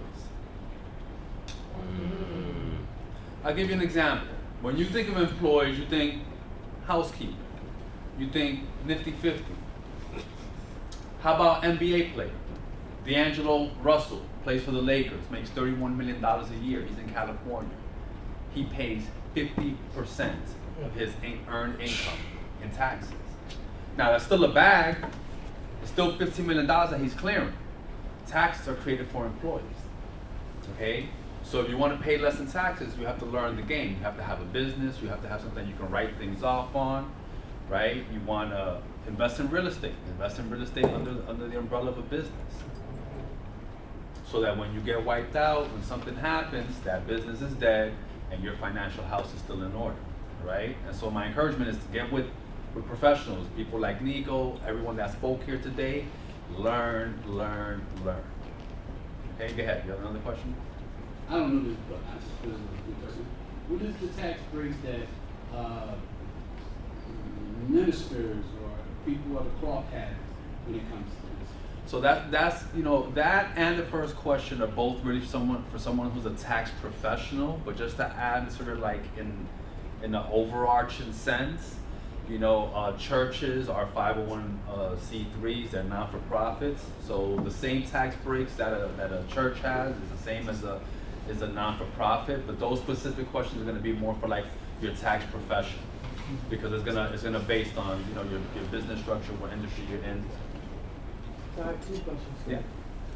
So with the rules, right? Most of it is going through bank or some type of crypto, whatever, right? Now, say if there's a blackout, right? Because I've been hearing about this and stuff like that. I'm a big sticker for stuff like this, because every time we think something can't happen, it can, in the blink of an eye. I'm a person where I believe in not carrying all of your cash and stuff in the banks. Because if everything goes out, you have no access to any of your bank accounts, right? Nope. Which they're said that this is supposed to be coming. Whatever this solar flash is supposed to knock everything out. For myself, because I have everything digitally, I wanted to know, what did you think about actually possessing the bricks?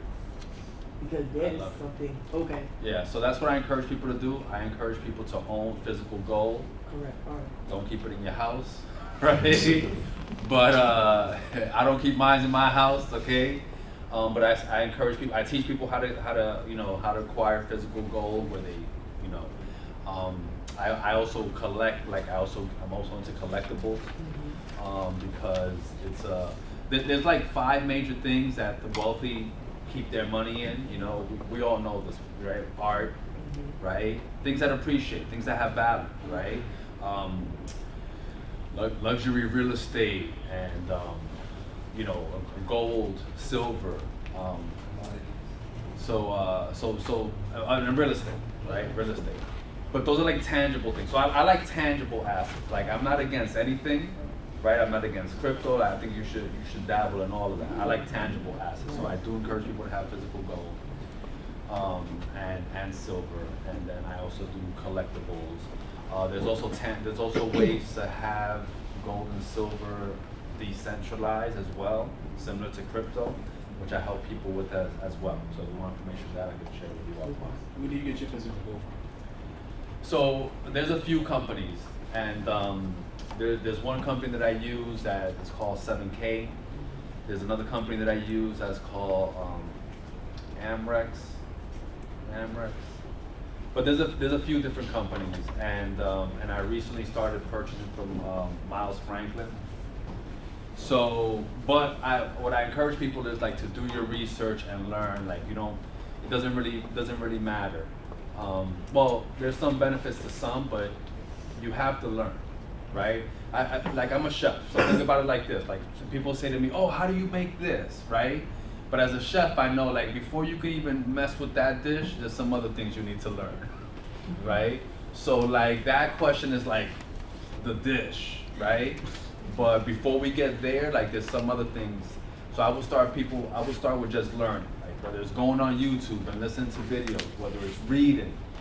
There's a guy who puts out a newsletter every week from, he's out in Canada, his name is Jay Martin.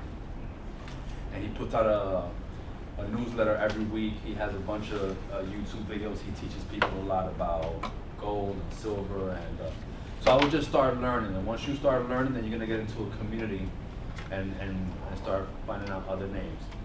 So I was listening to you talking. I know you said that you know not damn play crypto or anything like that, but it sounds like you're investing into the far future where you believe everything's will come full circle again, where eventually you know how we stopped doing gold and silver, we went to money, dollars, crypto and everything. You believe that, I'm not saying you believe, but do you think that everything one day is going to fail where we go back to, like I said, just trading the basics ever again? Like how at one point human beings, you know, we use hieroglyphics to talk, then we speak, and then we would do emojis all over again? Yes and no. Yes and no. I mean, so fiat currencies means that the government can print it up, right? It doesn't need to be backed by anything. And there's a long history of failed fiat currency, all right? It happened in Germany twice, where people needed like wheelbarrows of their cash just to buy a loaf of bread.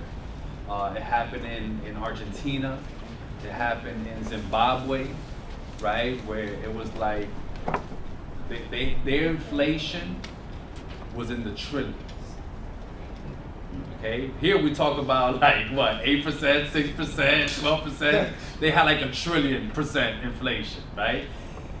20 years ago, Venezuela was the 5th strongest economy in the world, and today they're in shambles. Their money is trash. Okay, right now the U.S. dollar is going on 52, 53 years. Before the U.S. dollar, there had never been a fiat currency that lasted over 50 years. Okay. So I'm not saying I believe that the U.S. dollar is going to go away, right? But maybe it doesn't, right? Maybe it doesn't. But what I'm saying is that whether it's real estate, whether it's crypto, whether it's stocks, whether it's gold and silver, I'm not saying you should get gold and silver. I'm saying I believe you should, but I'm not saying that you should, right? That's for you to decide, right? Absolutely. But what I'm saying is that we need to have a mindset around what the purpose of money is, right? And understand what money is and what money is not. Cash is not money. I think you should save money, but cash is not money. So I don't think you should save money in the bank, right? I think that your money should flow into investments. Your money is to make money for you, right? We talk about retirement, and I have strong feelings about retirement because the whole ideology of retirement is completely screwed up. Retirement implies that you work for somebody else for X amount of decades, and then you stop working so then you can do whatever you want with your life. Like that makes no sense to me. The whole point, like every single person, no matter what you did, like if you didn't have to work, if you had enough money, you would retire, right? But then you would be bored, right? So the purpose of life, the Bible says, buy back the time because the days are evil.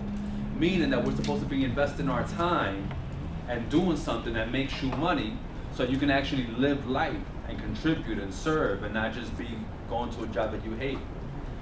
So so the idea of retirement should be, I don't think of retirement as an age. I think of retirement like, yo, how quick can we do this? How quick can we get into a position that our money makes us money so that we can do the things that we really want to do? Like, I want to spend all my time cuddled up with my wife. I don't want to work, right? Like, when you're at work, cool, it's cool. You might like your co-workers, you might like what you're doing, but trust me, if you didn't have to be there, you wouldn't be there. Okay? Straight up. Straight up.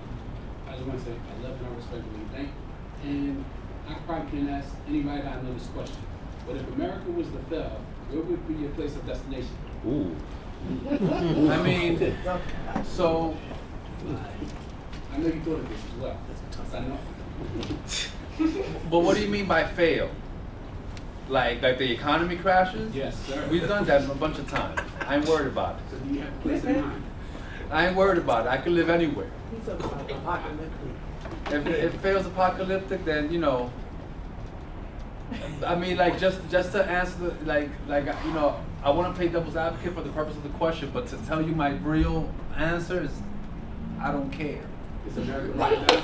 You see what? Because the thing about it is this: is like you have contributing factors and you have determining factors, right? Contributing factors are the things that are outside of you, right? Determining factors are the things inside of you, right? So we talk about, right? Like we have a culture. We talk about the baddest chick, right? To me, the baddest chick all time was Harriet Tubman, right? Because Harriet Tubman had every excuse not to be successful. Frederick Douglass had every excuse not to be successful. And we all know people who have excuses as to why they're not successful, right?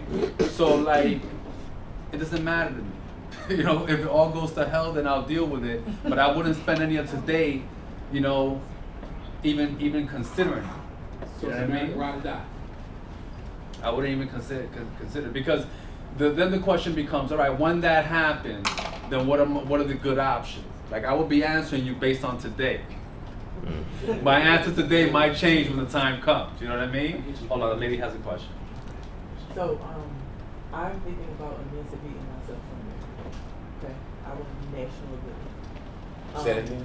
Emancipating myself from America, right? And what I wanted to ask you is, and you don't have to answer this right here because there might be a lot for this camera. I want to know how to access my treasury. So that's a big question for a financial plan. Okay. Yeah, because that's a very technical question. And then I would have to ask you a bunch of questions. Okay. That we're not gonna ask in front of the camera. Right. You got a question? Yeah, so is this what you meant by thinking rich? Absolutely, because you know most of us. It's not most of us, all of us. We're just a product of how we think because your beliefs, first, what you believe determines your actions, right? Like if you believe you're gonna beat him up, you know, and he looks at you wrong, you might be willing to fight him. But if you don't believe you're gonna beat him up, you're just gonna be like, all right, well, I'm just gonna go this way. I'm gonna act like I didn't see it, right? So your beliefs determine your actions, right? Then your actions determine, you know, your results, like what you actually do, and then that determines your habits, and then your habits determine your life. But most people, we probably all heard that saying: "What would you attempt if you knew that you could not fail?" So I submit to you that all the things that you're not attempting is because you think you're going to fail. Straight up.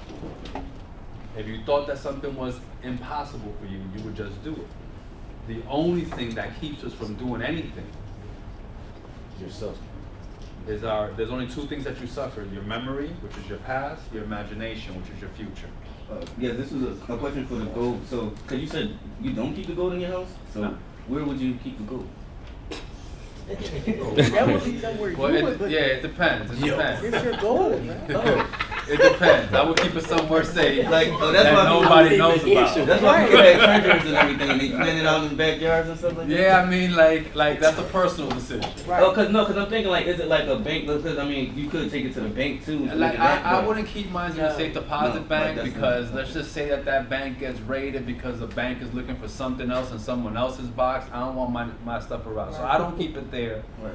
You know, I could tell you offline like some places that you can, keep it safely. Depends where you buy your gold from. If where you take delivery from, there are places that hold it for you. So it's a rabbit hole. But So this is a question for you. So what you think, like, some of the foreign countries, they start using the US dollar? So yeah, just to give you an example of that. So after Nixon took us off the gold standard in '71 and our money became fake, there was nothing to really support the dollar in the U.S. economy. So that's when in '74, we went into this military cooperation agreement with Saudi Arabia, which is called, that's what made us the petrodollar. And so we had this agreement with them where they had to sell their oil in U.S. dollars. So everybody needs U.S. dollars around the world. Well, during the pandemic, a couple things happened very quietly. Biden's administration did something where, well, let's just say that we no longer have that military cooperation agreement with Saudi Arabia. The Saudis are now selling their oil in the yuan, which is the Chinese digital currency, which is backed by gold and exchangeable for gold in the Shanghai exchange. So there's a lot of things when you start to study what's happening with money, which is showing you there's a trend towards the U.S. dollar weakening. The president of Argentina, he basically told people, dump U.S. dollars. Like, get rid of them. You know what I'm saying? Like, it's a new toilet paper, right? A lot of people. But right now we're living like in what's called the Roman circus, right? Which when Rome was falling, they had a circus every day and they kept the people entertained. Meanwhile, everything around them was falling. And by the time the barbarians, invaded Rome, people were like, what's going on? We're the mighty empire. So America could fall, the US dollar could fall. I'm not here to say if it is or it isn't. I'm here to say we need to be studying these things and then deciding for ourselves like what you're going to do about it, right? So that's the inflation tax, right? Your money is fake. We can just print money, makes things cost more. And that's why it's important to invest your money, have it work for you. So you're not here like, oh, I need to make more money. No, your money needs to make you more money. And then the second tax that I want to tell you about is what's called ignorance tax. Anyone ever heard of ignorance tax? All right, I'm going to tell you what ignorance tax is very simply. Suppose that you would like to make $100 million a year. All right? In fact, get your calculators out. We'll do it like this, please.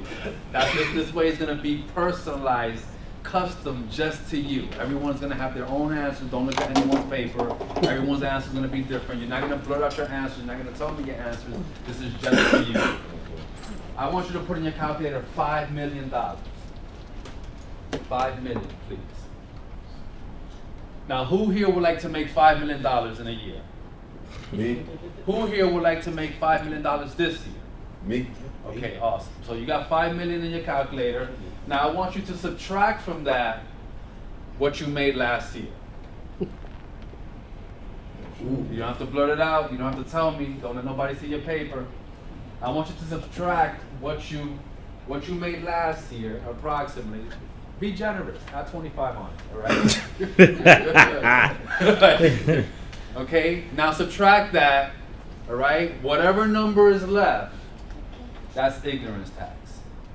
That's how much you pay for not knowing how to make $5 million. Okay? Everything in life has a cost. Everything in life has a cost, but nothing is so expensive as the cost of not knowing. Okay? So if you have a number in mind that you would like to earn this year, if you have a number in mind that you would like to earn next year, and you're not currently on the trajectory to earn that, I would recommend to you that you learn what you need to learn. Okay? Donald Rumsfeld, who was a former Secretary of Defense, said there are known knowns. These are the things that we know. Like, you know it's raining outside. There are known unknowns. These are the things that we know that we do not know. Like, I don't know how to fly a plane. And I know that I don't know how to fly a plane. And if a plane's going down and the pilot passes out and I'm in charge, I'm in trouble. But then there are known unknowns. These are the things that you do not know that you do not know. These are the things that you must learn. The things that you do not know that you do not know. And so I commend you all here for coming out here, you know, because we know what we're going to talk about. Oh, they're going to talk about financial literacy. Oh, they're going to talk about real estate. Oh, they're going to talk about this. But you didn't know what any speaker was going to say, right?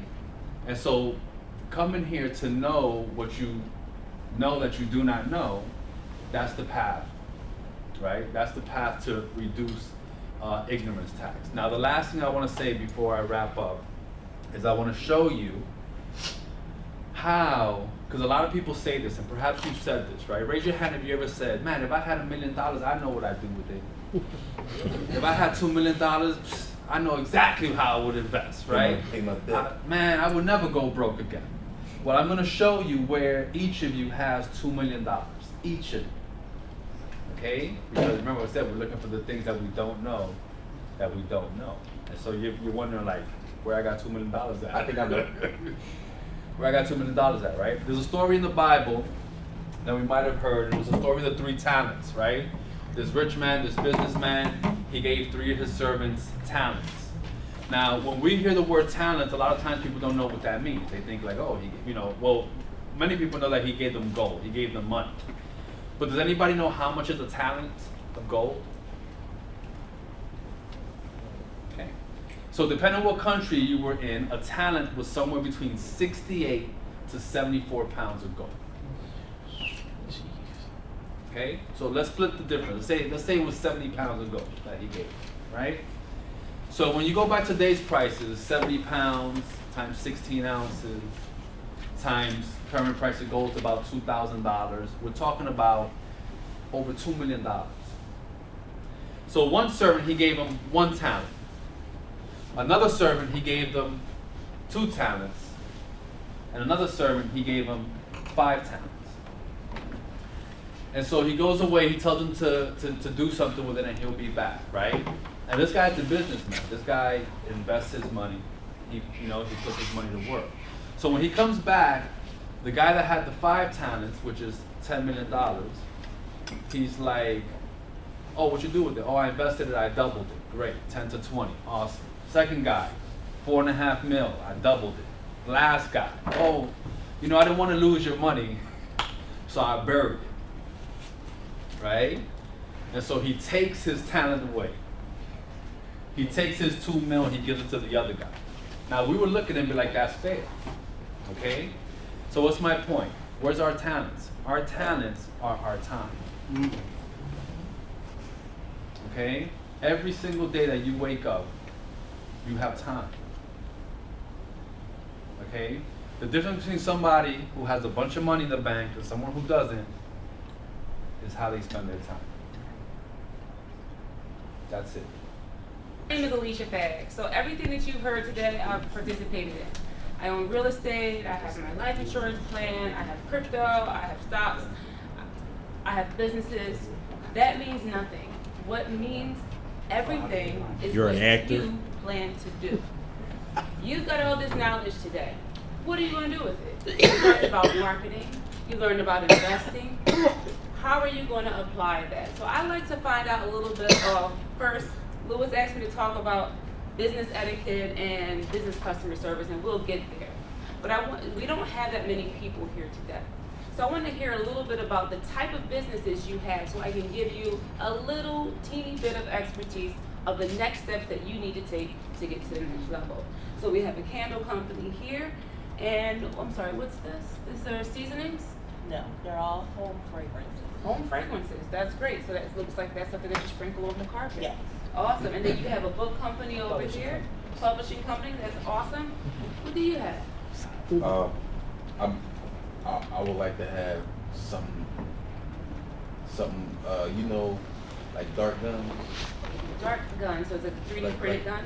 Like an arena, you know, of people shooting darts at one another. Okay. So maybe like a laser, like an interactive. Something like that. Oh, okay, and what that does, it sounds like it helps people work on their aim and understand when you're actually in combat, you're not just standing there pointing a gun. So it's interactive. Is it for fun or is it for education? It's for both. So for fun and education, so that's entertainment and that's something that you can possibly get a grant for. Okay, that sounds great. What is your business? I do photography and media work, also help put together different events. Awesome, awesome. How many people do you have in your CRM?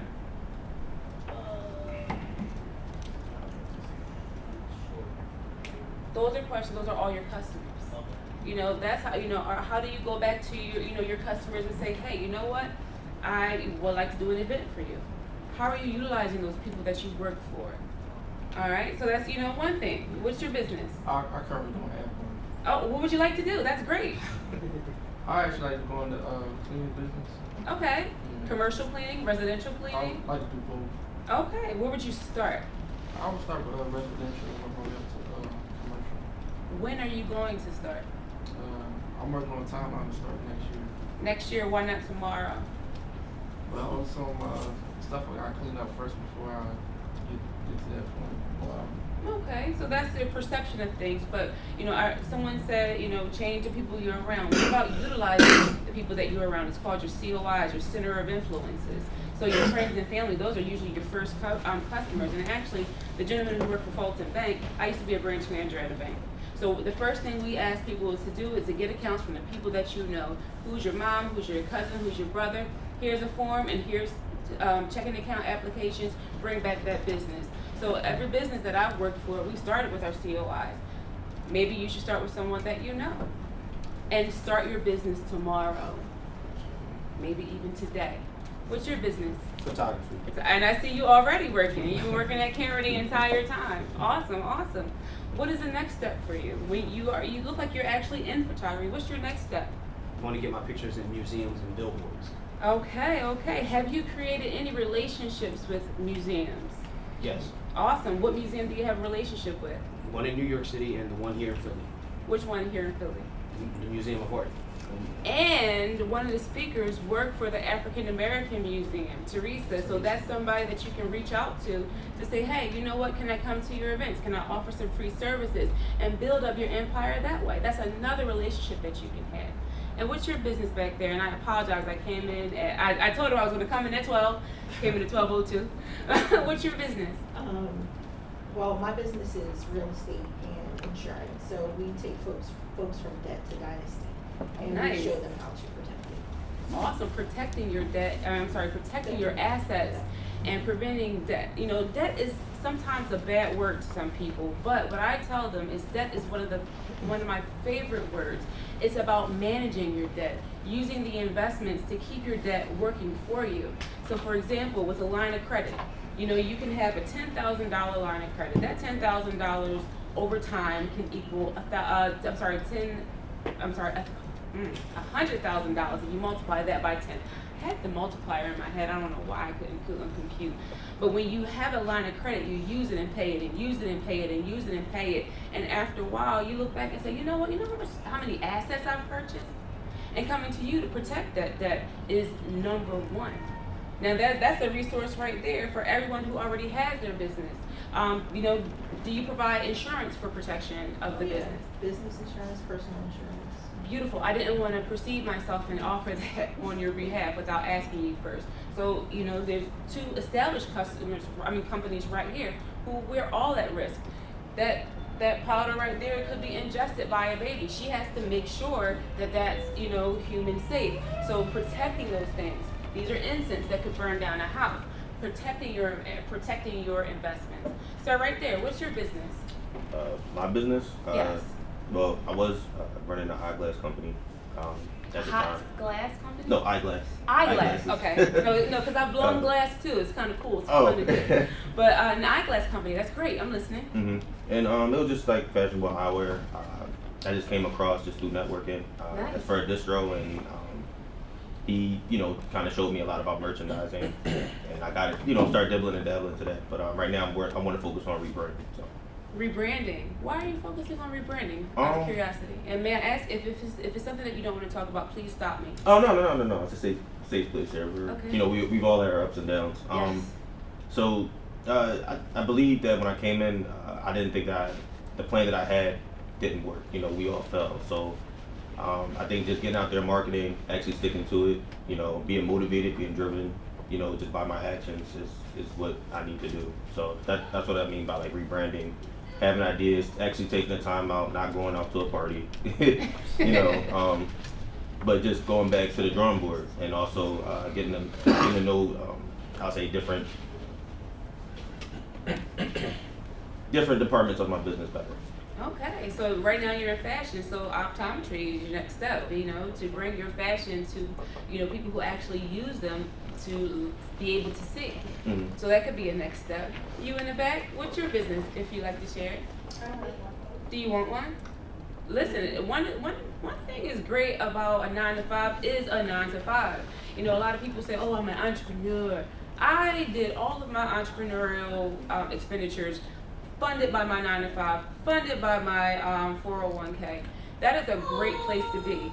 That dichotomy with working for someone until you're able to replace your income and grow your own personal income to replace that, not only your salary, but the benefits that come with it. The matching for the 401k, the health benefits.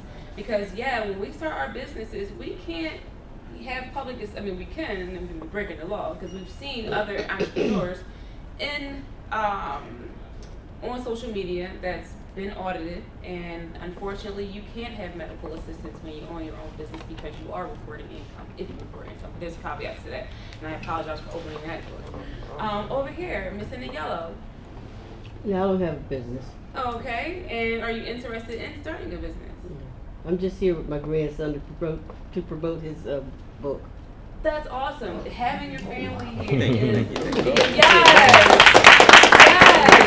And you know what? And I'm so grateful that you're here. You know why? Because I hear so much about, oh, black people don't stick together, or I don't have anybody to support me. You are here in the flesh, supporting your grandson. I needed a round of applause for that.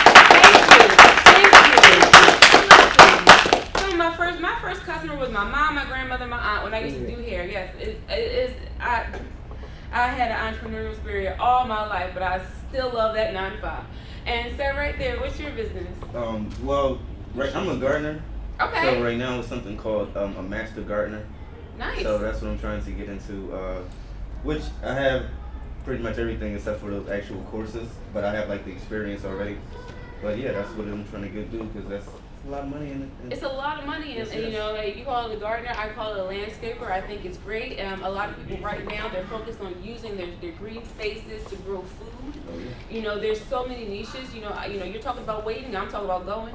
I want to see you go, and while you're going and while you're starting your cleaning company, you're still going to grow. Yes. Everybody wants to have everything in place. Yes, I want to have my LLC. I want to have my corporation, my S corp, my C corp. I want to have my board of directors. I want to have my insurance. I want to have this. I want to have that. Yes, we do. But if you start, it'll come. Like you have to start somewhere, and don't be afraid to pull that trigger and just keep going and keep moving. Even Andrew right there. I met Andrew last year when we were doing a little project for him. And he was doing videography. And it's a small world, and we all can work together, use one another, and network, and build our businesses. But that brings me into what I'm really here to talk about is business etiquette. Oh, sir, I didn't get a chance to talk to you. I was asking everybody what their business is and what they, just talking to everybody in the audience. Online personal trainer. I deal with men that are stressed, going through depression. Ooh, yes. Awesome. That's a beautiful thing. Catering to the man who needs that, offloading that energy and building up. And let's face it, in society, we're taught that men are supposed to be the strong people in society. And the reality is you are just another person in society that needs to be strong. but you don't have to carry it all on your back. And depression is a part of our community. It is a part of our African American community, and it's okay. It's okay to cry. It's okay to be soft. It's okay to be malleable, and it's definitely okay to listen. So yes, shout out to your company right there, especially focusing on our men. But have you ever went to go, like you saw a business that you want, I want to patronize this business, I want to support this business, and you go to that business and it's not really what you expect. They're not excited to see you as you are to see them. Your first impression is the strongest impression as a business owner, number 1, 2, 3, and 4. Why? Because that customer wants to come back. They're coming to you for a reason. That's how you are supposed to, I try to be careful with my words because words are powerful. The young lady who was a priestess, that would have resonated with her. But when you want to do business with someone and they don't have the proper etiquette, that is one of the most atrocious things you can feel. When you're excited, I can't wait. You know what? I saw you on Instagram, and I can't wait to. I couldn't wait to meet you. Oh, thank you. Yes, great. And you like. They say you never want to meet your heroes. Yeah. So there's a couple sides of it. It could be a nervous person. It could be someone like, oh my gosh, what do I say to this person? And being prepared for that. But it's a lot of times it's someone who doesn't really understand the benefits of customer service. And as an entrepreneur, everyone is our customer. Because right now you may need one thing, but tomorrow you're going to need something else. And then tomorrow's going to come, you're going to need that. And you forgot you didn't get your gold, so you got to get that. And I didn't even know about gold, and I forgot about silver. And actually coins were in circulation in silver. And when I went down into my basement, I saw a coin from 1964. So I already own silver. But that's another story. But the whole point about it is we all need one another, and we all need to make sure that we're rising to the occasion, even when it's hard to do so. Even when it's not the most ideal situation, yes. Are you saying you chose silver over gold? I am only saying that you may already own silver. Lost. Huh? Lost. You're lost. Great. So I didn't mean to open this can of worms, and I apologize. I was trying to utilize the people that were in the room. But in 1964 and prior, our coins were struck from, was it 70% silver? 90% silver. 90% silver. So if you see a dime, a nickel, or a quarter, a $50 or $1 that was struck 1964, and it'll say the date on it or prior, it's 90% silver. 1964? Yes. Yes. So for me, when I was a branch manager, I would go through all my coins, and then I would open every single coin, and I would buy them from the bank. Why? Because I knew they were full-bodied and they have, value behind them. So if you remember, he was talking about fiat money, full-bodied money. You may already have it. So look at your coins, and not only that, the great thing about coins. But I'm not going to go off tangent because that's one of my passions is coins. And I actually had a chance to touch a 20D before, and I was so ignorant. And it didn't say pluribus unum on them. So I'm going off topic, but a 20D is a $20 coin that was struck from gold, right? So I had this guy come into the bank, and it was about 10 years ago because it was like 2013. And he was like, I want to sell this coin for $20. And I looked at it, and I was like, it feels nice. But it doesn't say e pluribus unum, and I'm so smart, and all of our coins say e pluribus unum. And I was just like, no, sir, because we have people come into the bank weary, who do? So he left, and something was in my brain like, go find that man. So I said, okay, and I ran out the bank, and I looked up and down the street, I didn't find a man. So I'm like, what's his thought? So I go Google it, right? And that coin at the time, it was worth $1,074. I could have got it for $20. Yes. Wow. So this is me kicking myself in front of other people publicly to let you know that, when someone comes to you with an opportunity, you kind of Google it first, especially with coins. But, yes, I kind of got off track. Did I answer your question? You've done more than that. Okay, good. So as a business owner, a long time ago, I learned in my marketing class that about Disney And Disney, you know, we all know who Walt Disney is, and you know, he created experience and is a big person in Hollywood. He taught us, and it was a class, we talked about being always on, always ready to go. And what that meant to me was that we're performing in the capacity of what our businesses are when we're in front of people. In the day of social media, we have our personal page and our business page, and eventually they both merge, and you become one super person, your business and yourself. And what that means is on social media, you may like something or comment on something on your personal page, but people align you with your business, and that fight that you had on social media with some strangers now like, oh wait, that's business owner Cakes and Cookies that's fighting with blah blah blah, and it can tarnish your image. So business etiquette is also how you're performing, and when your business is aligned, how you perform as a personal person, because you're always on. When speaking to your customers, one of the things I tell people to do is to give them eye contact. Show them that you're actually talking to them, that you care about them. There's been times in the past, you know, from slavery with the Willie Lynch, you know, teachings is that, you know, the slaves like this, you don't look anybody in the eye, you keep your hand down, you know, fiddle. It may even act a little stupid so you can look dumb. No, be confident in everything that you say and you do, because what you say is important. We need you. And even sometimes we're hard on ourselves now. You know, maybe they may not care about this. I may not be as strong as I am. Just be yourself and be confident in it, because I'm sure you have something of value to give, even when you don't see it yourself. So, you know, right here we have two people who are sitting behind their product. And a lot of people take their product on the road, to road shows, to conventions. And right now, they're supposed to be sitting there because somebody else is talking. But when you're on a road show and you're speaking, you come behind the table and you talk and engage to people and you hear no's. I'd rather hear no than miss a yes. That yes could be your one customer that's a wholesale customer that's going to buy 10 of your books, 12 of your candles. Because you came out and you engaged and you found out what they wanted. And they said, you know what? I have candles at home, but I want yours. I like your candles. Actually, let me smell them again. Or I don't even need to smell them. Let me just get a couple of them. They're beautiful. And I love how you presented yourself. I love how you came out. You got me. And then, of course, there's people who will say, no, no, thank you. No, I'm good. No. And they're okay.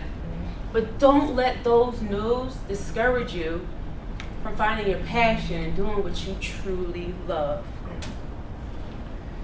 Employees, hiring people. Hiring family. You ever heard about people saying, don't hire them, that's your husband. Your business and family, they don't mix. Don't do that. Try it. The Rockefeller family. The Rothschild family. The royal family. Now, there may be times where you're like, you know what? Brother John act kind of crazy, and he kind of lost me like a $5,000 deal. Brother John, let's do something different with you. Yes, there will be one-off situations from 2 or 3 offs. But give your family a try. You know why? Because they're most likely to work for cheaper. And not only that, they're going to work for cheaper, but if you invest in the people who care about you, they're going to go hard for you, but you have to make sure you reciprocate and go hard for them. But also, if somebody is bringing you down, you have to be able to say, hey, you know what, this isn't working, so we're going to move on. Company culture and vibes. I don't remember who was talking about it, but it was about presentation. You have GoPuff, and they have a program that's called FAN, and that's very like relax. That is the culture of their company. I'm dating myself right now, but I started before Capital One 360 took off. It was an ING direct account, an online account that did automatic savings. And they were, you know, like, hey, how are you? Not hello, how are you? That was their market. That was their culture. And you can be consistent with that. You can be consistent with being more relaxed. So when I talk about etiquette, it's not always about being stiff and this and that. It's about being consistent with your brand and how you communicate with your customers. But also, a place like PNC is more conservative. And they're okay with being conservative. And I'm using that in regards to me talking about how ING Direct was very loose. I'm using PNC on the other side as a very conservative bank where their marketing won't say hey or what's up. It'll say hello, how are you? It will extend the hand versus, you know, an embrace or like a high five or what's up.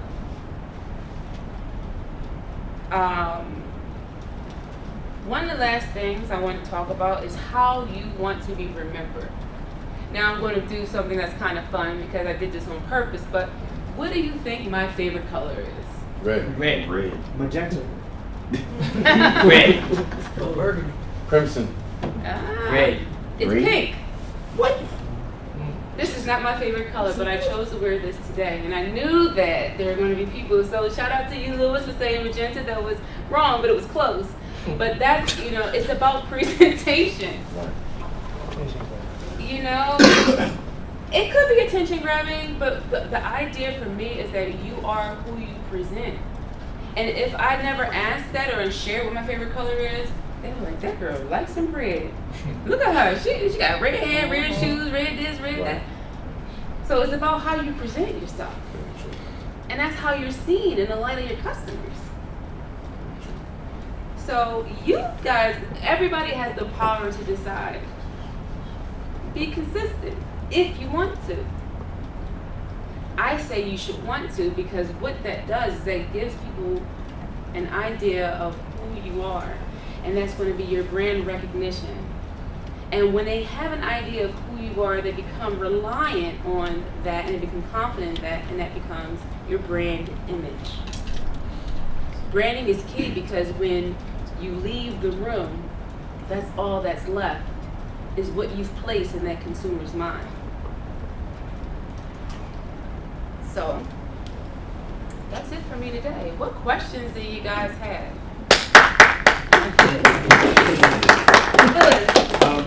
I noticed that I like the fact that you're optimistic, positive, and everything like that.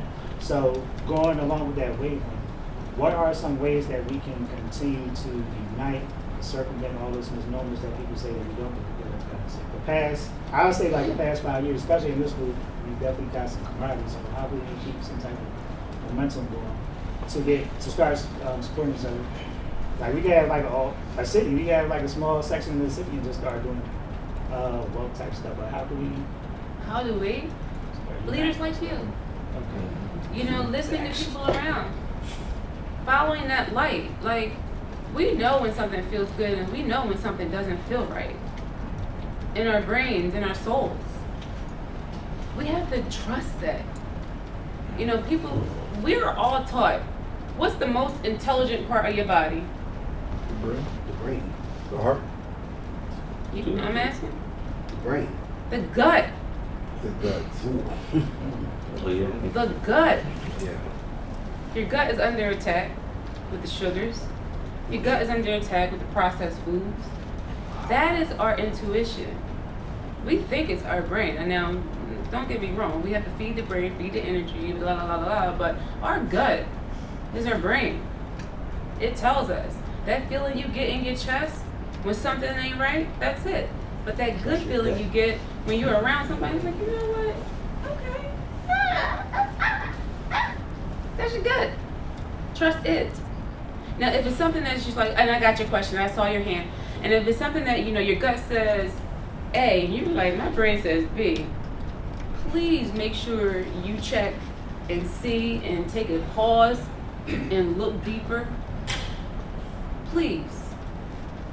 I'm sorry. I just wanted to say, I don't know where those got you from, but you are beautiful and amazing. Oh, thank you. You are the perfect person to close on this.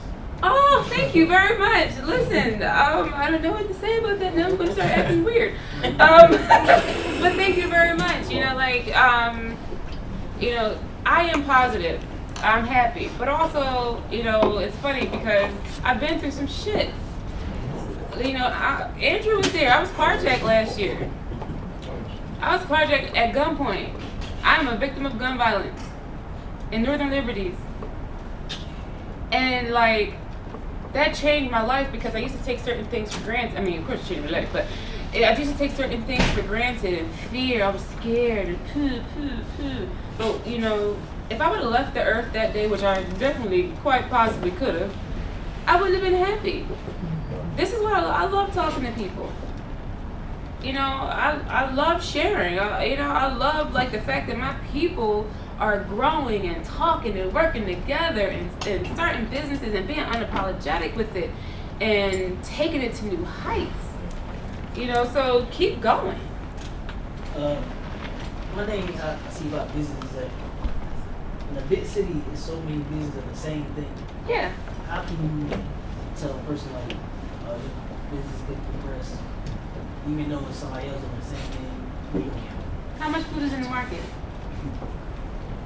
If you go in the chip aisle, how many chips are in the market?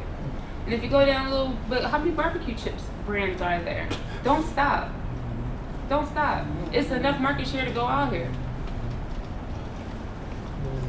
You said you're a business owner. What kind of business do you own? Just name one of them, one or two of them. I own real estate. But actually, no, here's a plug for my new, my public service corporation. So I am recruiting volunteers. I am growing philanthropically, and I need people who just want to give back. It could be 5 minutes a year, it could be 5 hours a year, it could be 5 weeks a year. There's so many people that need anything.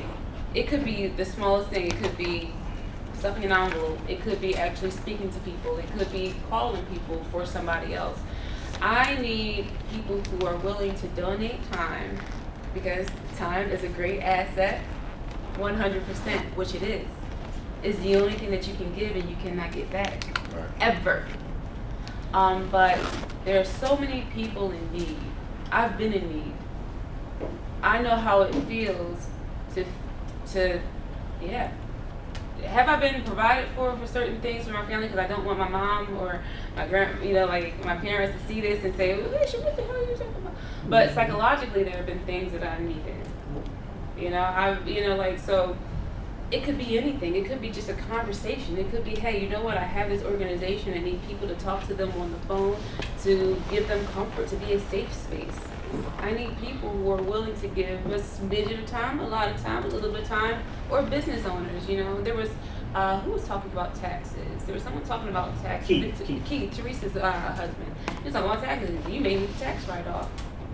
And a lot of people say, oh, this person is doing it just to take a deduction for their taxes. They don't want to pay taxes either, as much as you don't want to pay taxes. But I'd rather them pay their time in taxes by donating than pay the IRS. Don't come get me for saying. But it's a way to pay people to be good. So I don't have a card, but I do have a blank. You can follow me on Instagram. It's at Alition, ALITION.org __ only because Alition.org is taken in Instagram.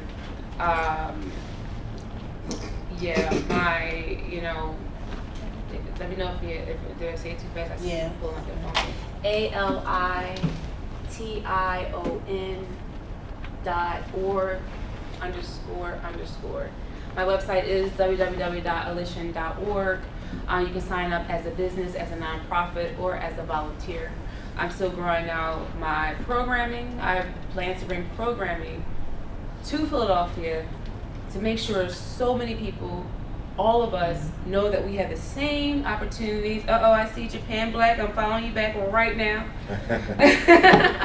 To know that we have, the same opportunities as everyone else, so we can grow, work together, help one another, and get our black and brown people from below the poverty line.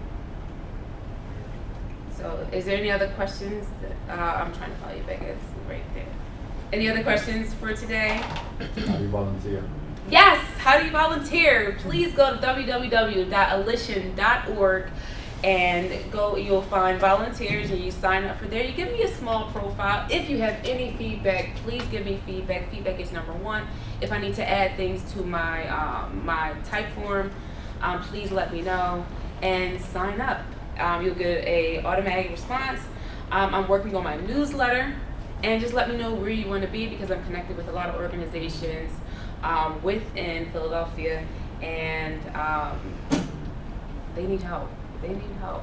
Also, I just want to give a plug for my candidate. I am a part of the managing team for Sasha Blackwell. If you're in West Philadelphia, she's running for state rep for District 10. I do have some cards that I want to give out on her behalf. I want to see her win. She's an amazing person. I want to share. She has something called How Dope Are You? And every fourth Wednesday of the month. Huh? You know? Oh, yes. No. Yay! So every fourth Wednesday of the month, our next one is going to be on the 27th. She pays children money to make non-violent, non-cursing, I don't think that's a term, removing profanity music. And what that does is, our people have been impacted subconsciously, unknowingly, by poor quality music being pumped into our families. Yes, it has been. Listen, I trust and believe.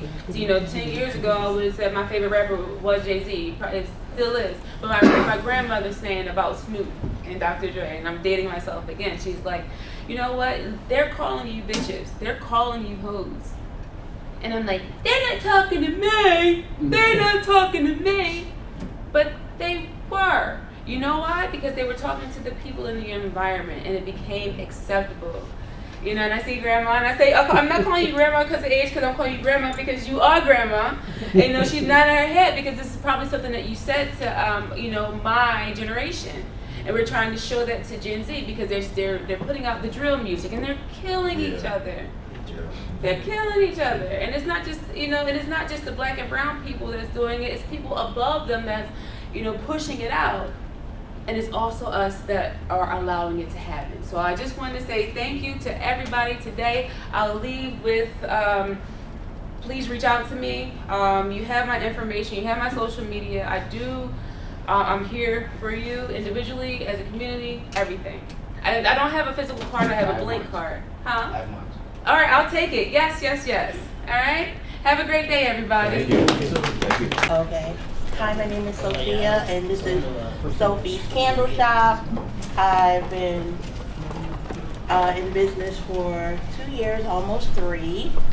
I handcraft everything that you see on the table: candles, car diffusers, air fresheners, incense, and my carpet fresheners, and I hand make everything myself.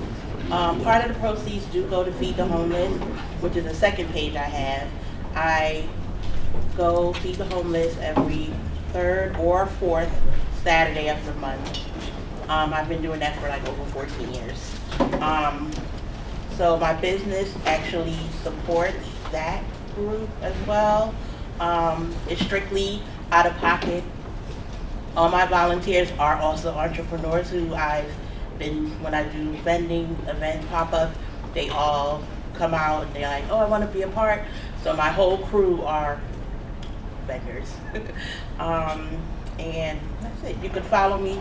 I'm at Sophie's Candle Shop on every platform: Facebook, Instagram, TikTok, Pinterest, you name it, it's on there. And that's about it. Thank you.